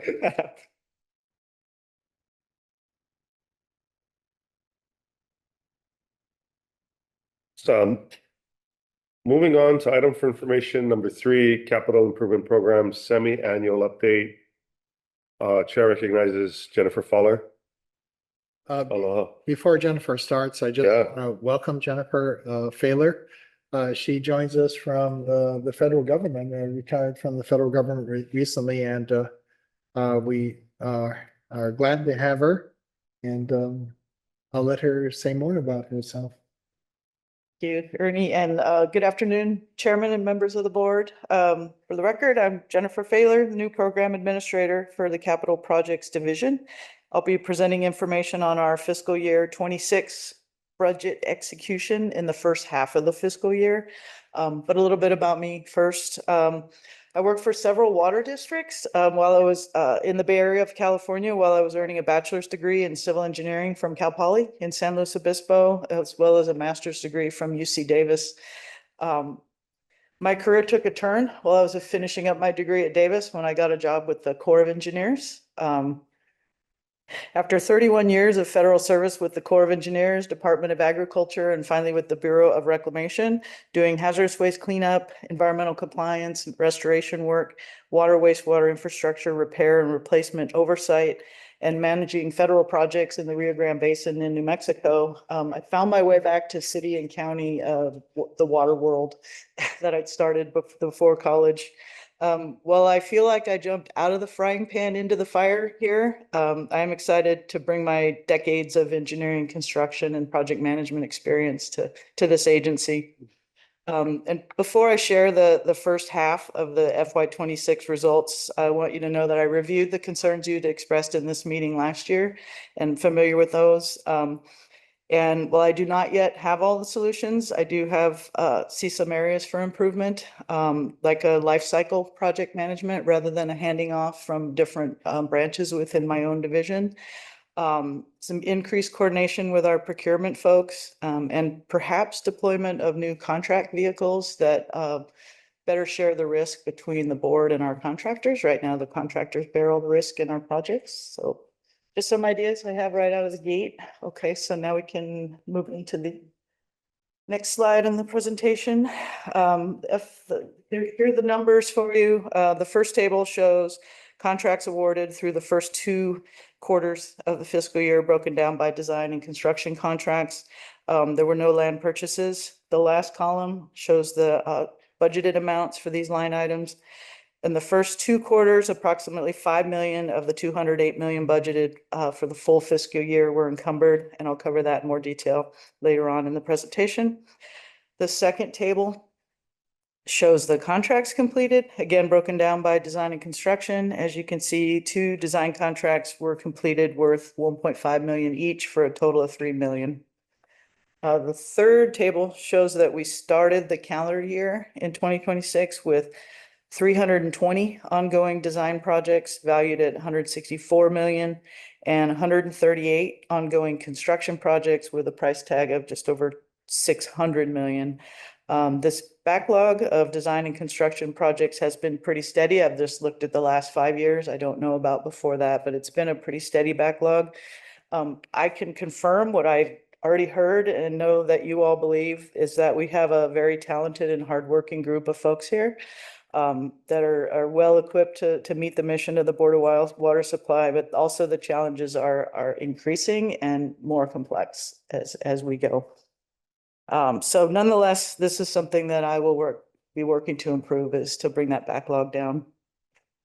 On this slide, the top table shows the construction projects awarded in the first quarter, budgeted amounts, and contract award amounts. The construction projects were awarded, including granular activated carbon treatment systems we talked earlier about at some of our well sites that are experiencing water quality issues. And we have both awarded the contract and recently completed the work to replace and repair some tiles down on our second floor of this building. The second table shows design and construction projects completed in the first first quarter. In September 2025, we were able to complete final designs on the Barbers Point line booster improvements and the Pearl City water system improvements for projects. Next slide, you guys can't see this, but you can tell the activity picked up a bit in the second quarter. We awarded 4 construction contracts, that's the upper table, and completed 7 construction and 6 design projects. Those are listed in the lower table, for a total of 1.2 million and 10 million respectively. Just gonna pause to let you read those, but I don't think you can see them. You can see them on your screens. Here you can see our program execution trajectory. This year is like previous years when we didn't have a large obligation early in the fiscal year, like that top gray line is 2024. The bright red line you can see is fiscal year 2026, which shows we encumbered the 2.4% of our FY26 budget. That correlates to the numbers I shared earlier. I could say that we had a very similar situation in my last job with the Bureau of Reclamation. The Upper Colorado region obligated most of the funding in the last quarter, and it was not a fun experience. It was a lot larger dollars we were talking about. We were able to fix the problem with some additional staffing, but a largely increased communication between the program offices and the procurement staff. And implementation of project management was a big help for that. And I will work with my team in capital projects and the greater Board of Water Supply team to work to flatten out this curve. So that concludes my presentation, and I'll stand for any questions. Members, any questions? Or take. And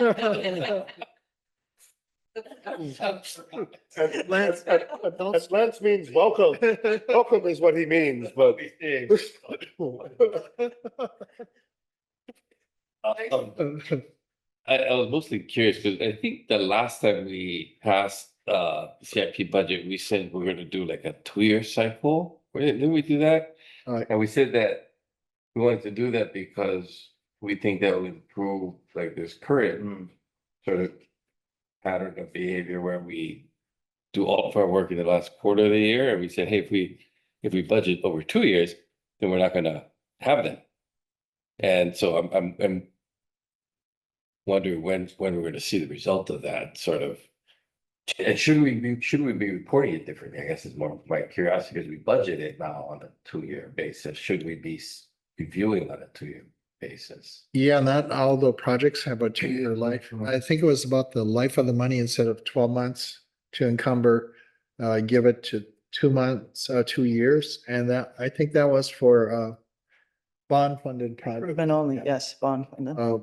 So, yeah, you're not seeing the results of that yet, but I think one of the biggest challenges continue to be getting through the permitting process, trying to get the permits in so we can actually start working on it. Right. But I don't remember the conversation because that probably didn't focus anybody, but the bloody hockey stick action that we see all the time. And it's not effective. It's bad for us because we pay more for our work when we do it this way. The rush is, and it's not only Board of Water Supply, but it's also city and state. Everybody, when I was at the state with Public Works, that was the challenge. The last quarter was just the big rush to how they get things. So even if our big quarter was the second quarter, we'd still be better off than everybody else. I'll just say the board took an action for starting this fiscal year. This report is only for the first quarter, so can you give us a little time? Right. I'm not gonna get excited. It's first 48. But then to do it won't be. I would encourage you, and I don't want to scare you away because that's so thanks for saying.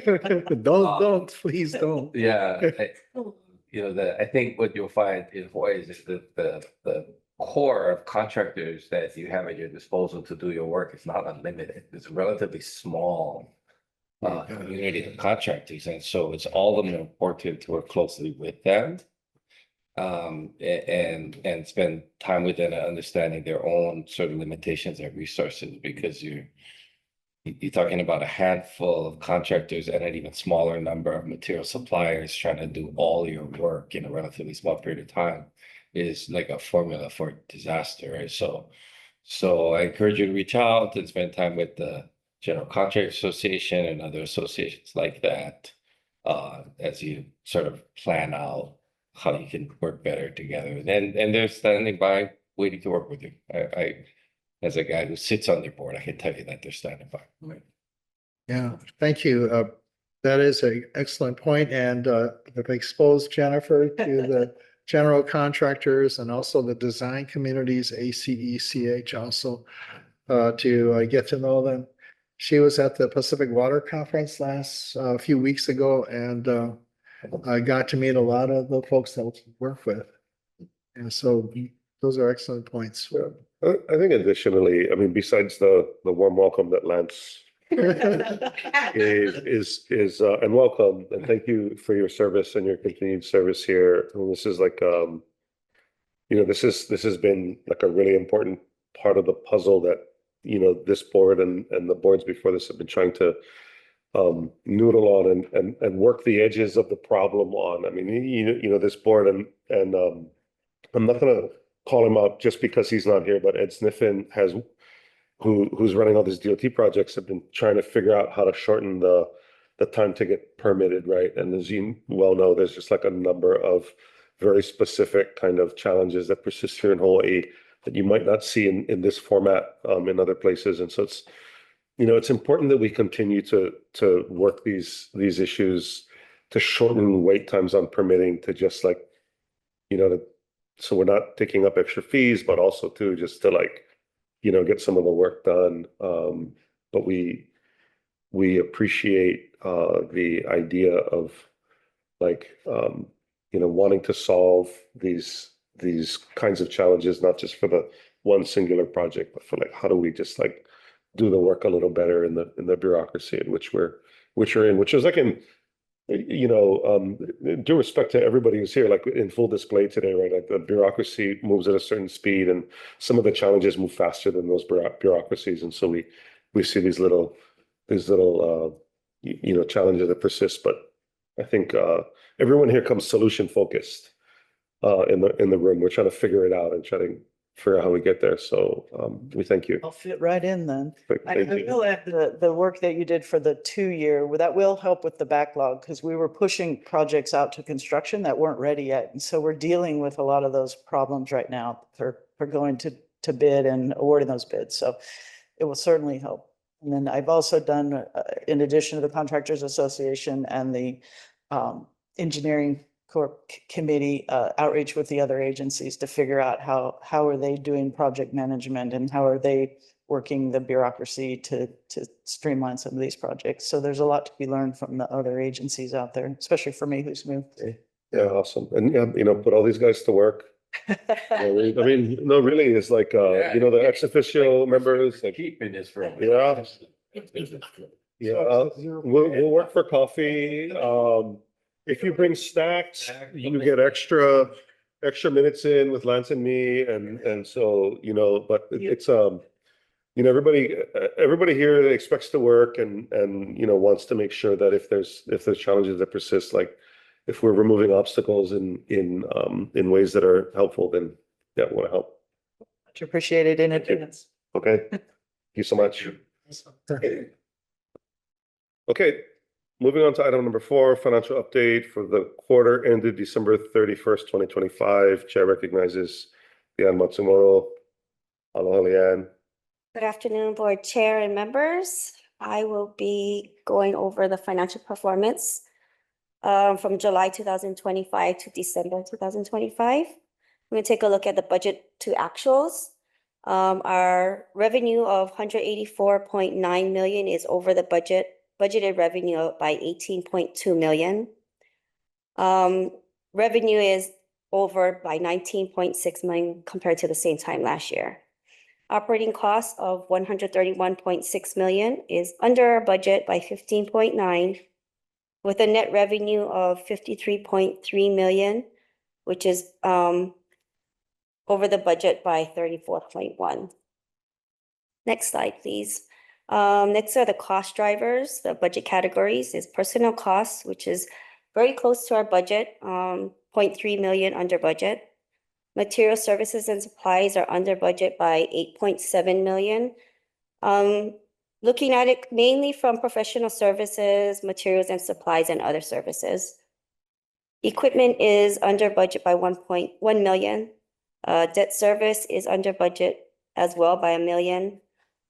And utilities are under budget by 3.7 million.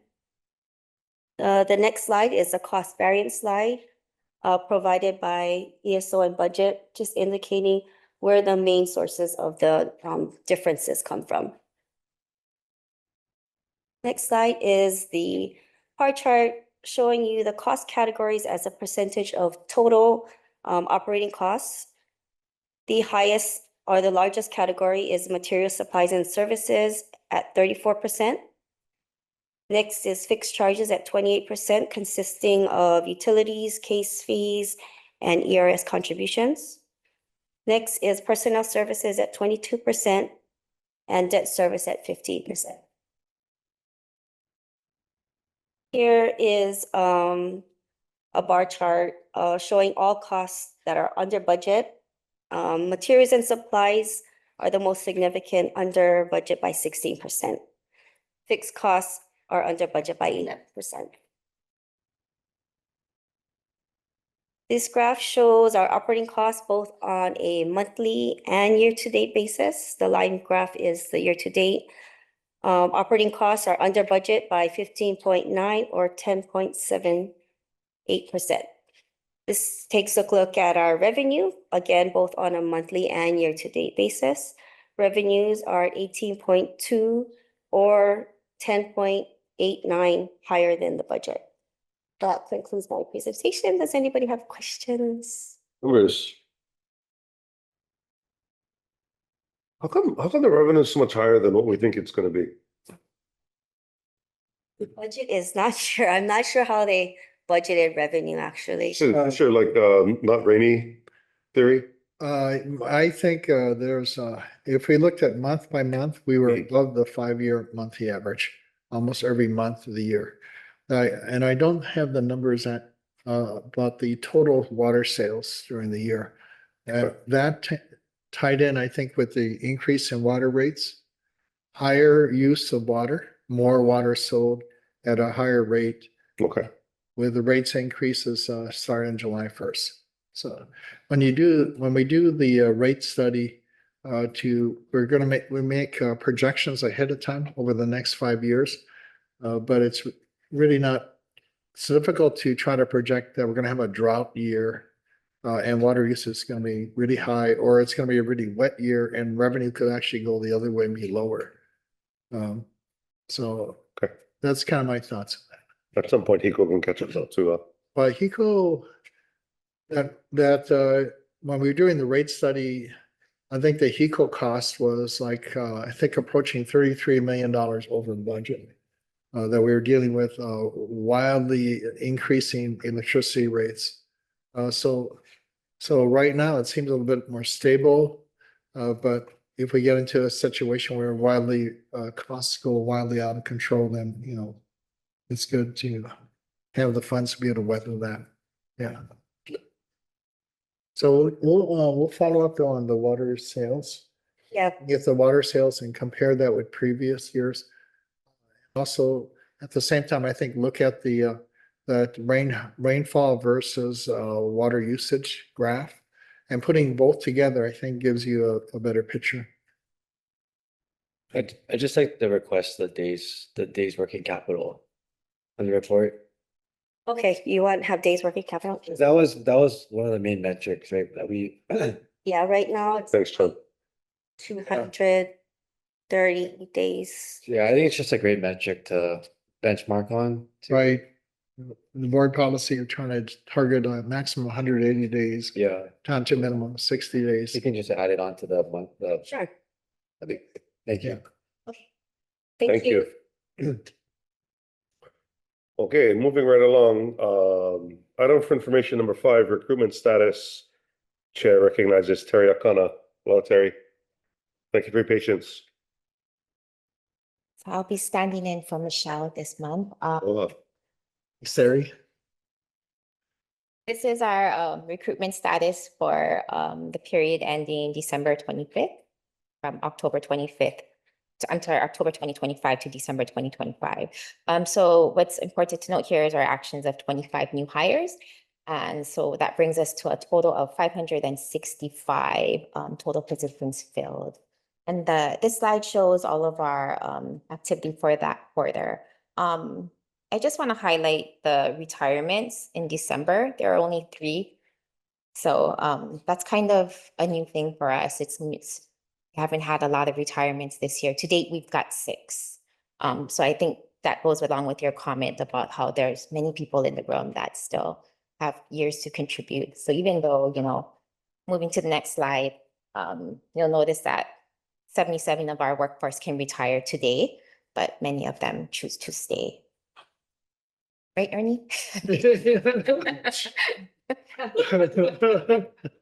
Right, Terry? 77%, 77. I'm Out of this. not there yet. Folks have any questions for me about those stats or activities for the quarter? did you say you added 25 in the quarter? What did you, at the 5 fills. 25 fills? Yeah. That's amazing. Yeah, we do pretty well in that second quarter, Yeah. and then there's like a small lull because of like holidays and whatnot. But we do have anticipated 19 for this quarter already. Yeah. Awesome. We run about 70 to 80 fills a year.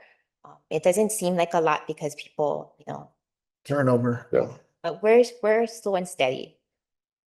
That's awesome. It's just, I mean, I know this has come up, every time you guys come forward, and we just like, want to mahalo staff for the hard work and, going out to all of the fairs, and you got to drag Ernie along, and, and It's willing. yeah, make the posters, but it's like, Yeah, I try to get to most of them. There's actually some slides. Okay, we can go through those. okay.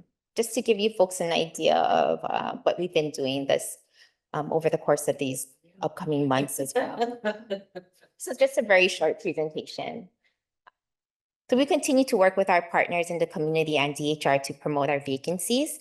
Last month, we participated in the Star Advertiser Career Expo. I believe that picture is from the Career Expo in January. We do ask for a lot of support from our department, and they've been really good about helping us at the fairs, talking about our positions. Communications has been great. They've been promoting various BWS employment opportunities through social media, which has shown like increased engagement. So there's more clicks, more reposts. Thank you, Kathleen. Social media is really good.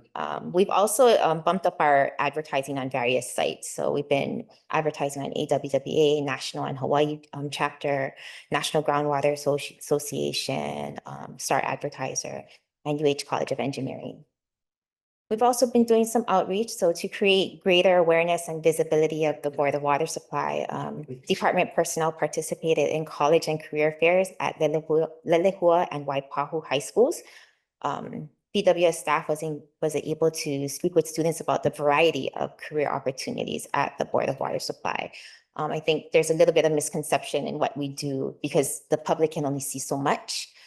So when they know that we have our own IT department or we have our own GIS, it's exciting for them to know that. And what's coming up next for us? Next week, Friday, we will be at the College of Engineering career fair at UH Manoa. So if you guys are interested in joining along, it's actually a good one.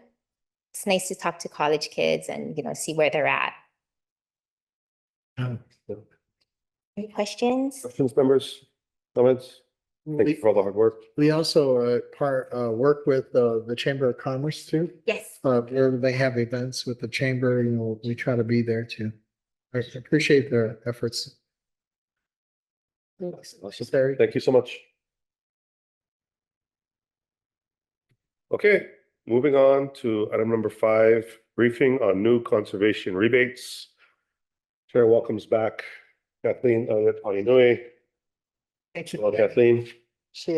By the way, Lance, I don't think you can scare Jennifer. She seems pretty Oh, then I'm not trying hard enough. It's great. I guess communication between our two divisions is awesome, so we really appreciate it. We started a program January 1st. As you know, ENV raised their sewer rates, and so we've been working through that with them. And one of the things they asked us is there anything we can do to help? Like what we do with our rebate program.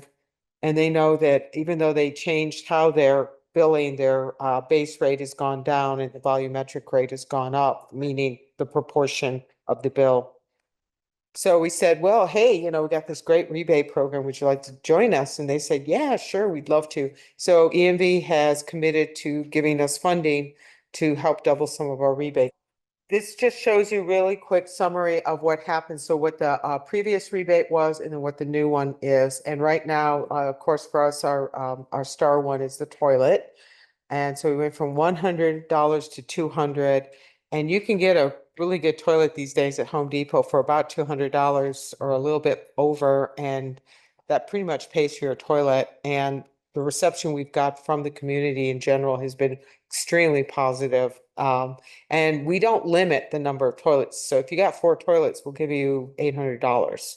Because for us, it's important to get rid of really high flush toilets. And again, just some of our marketing that we're doing and what you need is Energy Star and Water Sense. As you saw on our survey that Becky shared with you guys late last year, Water Sensible as a brand has really crept up and was about 14% recognition.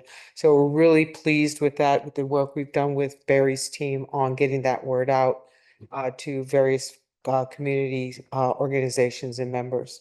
And again, this is for our commercial, so they helped us with both residential and commercial cooling tower, plumbing, and commercial kitchens. And again, overall, what we've saved, goes back to the beginning of the program when Barry launched it in 2018. So as you can see, we've saved over 125 million gallons to date. And the life of the equipment, 10 million, and rebates provided about 1.7 million. So we're getting really good value for the amount of money that we've invested. And this is where you can find us on our website. It's right at the top as you go. We keep it right front and center so people can find it. And then that's what the page looks like with all the different programs that we have. And we work very closely with our contractor, Honeywell, and they do some marketing. We do marketing. So it helps extend and our marketing exposure in dollars throughout the island, which is really good for us as well. Any questions? Members? Maybe just a comment, and we've talked about this before, but the push for energy saving on the HECO and the related sites moving out as well. It'd be great to see you guys partner in ways that We are actually on Friday. I'm going out with HECO to we did about 6 or 7 events. We especially target Kapuna and low income, and I'll be going out there this Friday to do another one. Yeah, one-stop shopping for all those Yeah, guys. exactly. Yeah, right on. Exactly. That's awesome. And, Yeah. and we're also, I met the Hawaii person from Hawaii Energy, and we'll be setting up a meeting to talk about more collaboration between Hawaii Energy and Board of Water Supply. We're constantly looking for new partnerships and mining those. So if anyone has any ideas, please send them our way. Thank you. Yeah. Thanks, Kathleen. Thank you. Okay. Moving on to item number 6, status update of groundwater levels at all index station. Chair recognizes Barry Usagawa. Tell us about all that rain in Kaneohe before you get to the index stations. Well, I cannot complain about the rain. Because when there's no rain, I gotta work harder. But yeah, sometimes too much. But it was a nice blanket on the whole island. So yeah, like you said, recharge. We should start to see that in production figures as well and head levels. Give it a month or about a month. But yeah, so Chair and members, this is the February report. There are 8 aquifer index stations in low groundwater condition for January. Beretania, Mauna Loa, Pearl City, Waipahu, Kaluanui, and Wailua are in caution. Kaimuki and Punaluu are in alert status. but Kaimuki came out of, the monthly production for January was 124 million gallons per day. So anything under 130 is about right for the winter season.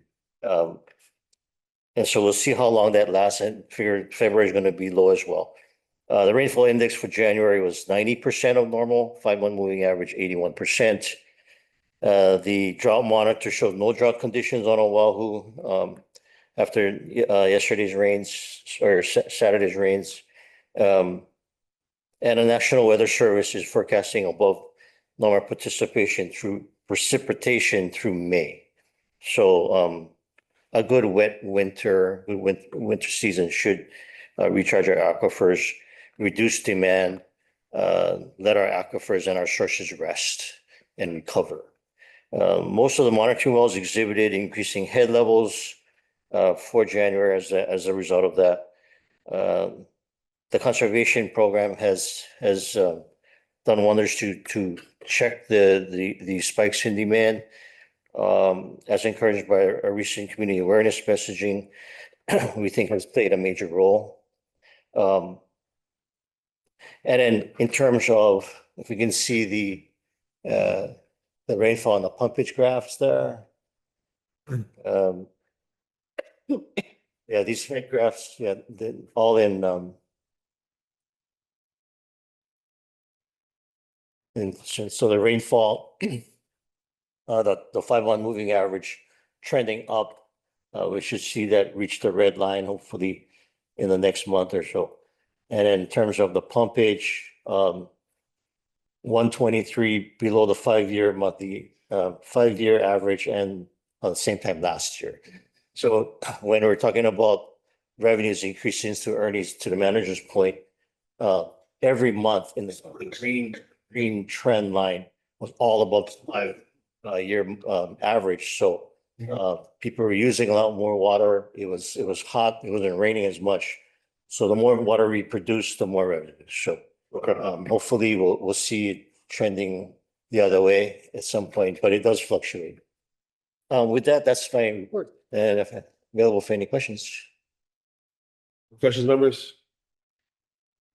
Thanks, Barry. Yeah, thank you, Barry. Okay, this is our last item for information in today's regular meeting. This is the water main repair report for December 2025 and January 2026. Chair recognizes Daniel Lee. Hello, Daniel. Thank you for your patience. Good afternoon, Board Chair and members. I'm Daniel Lee, Acting Assistant Program Administrator for Field Operations. I have the water main and leak detection reports for the months of December and January. For December, we had 24 main breaks, 17 were leaks, 5 were breaks, and there was 1 damage. For our leak detection report, we had 31 points of interest. We found 15 leaks, 0 leaks on the main, 10 were meter coupling leaks, 5 leaks on the customer side, and no service leaks. Any questions about our December report? Members, any questions? For the month of January, we had 28 main breaks, 12 were leaks, 14 were breaks, and there were 2 damages. For our leak detection report, we had 34 points of interest. We found 28 leaks, 1 main leak, 20 were meter coupling leaks, 5 leaks on the customer side, and 2 service leaks.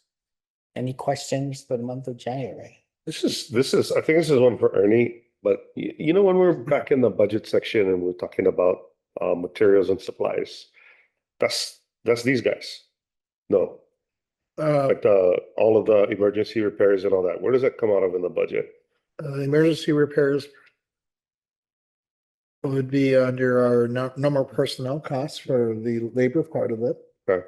But materials and supplies for if needed on the main break. Daniel, where do you take your funds off to do for main break? Not sure what the budget code is for that, but it's from our storeroom. Yeah. Which is So what- materials. One of the Yeah. differences was materials and supplies, which is the storeroom. Yeah, Okay. but it'd be when they order the parts, because we don't just order it all at one time. We bring it out throughout the year. We Right, it's- procure it on a periodic basis. Yes. It's necessary to replenish our supplies in our storeroom. Okay. Yeah, Okay. so it'd be MSMs. Materials, supplies, and services. Okay. Yeah. Members, questions? Remember now, Daniel. You get extra credit if you come with the actual plate that they had to cut out of the pipe to get the pipe. Okay. Okay. One day I'll lug it up. Okay, thank you. Thank you. Thanks. Okay, so that brings us to the end of our regular meeting. We do have executive session today. Is there a motion to move into executive session with a short break? Second. It has been moved by Gene and seconded by Vice Chair. All in favor, say aye. Aye. Any opposed? Hearing none, we are in recess to set up for executive session.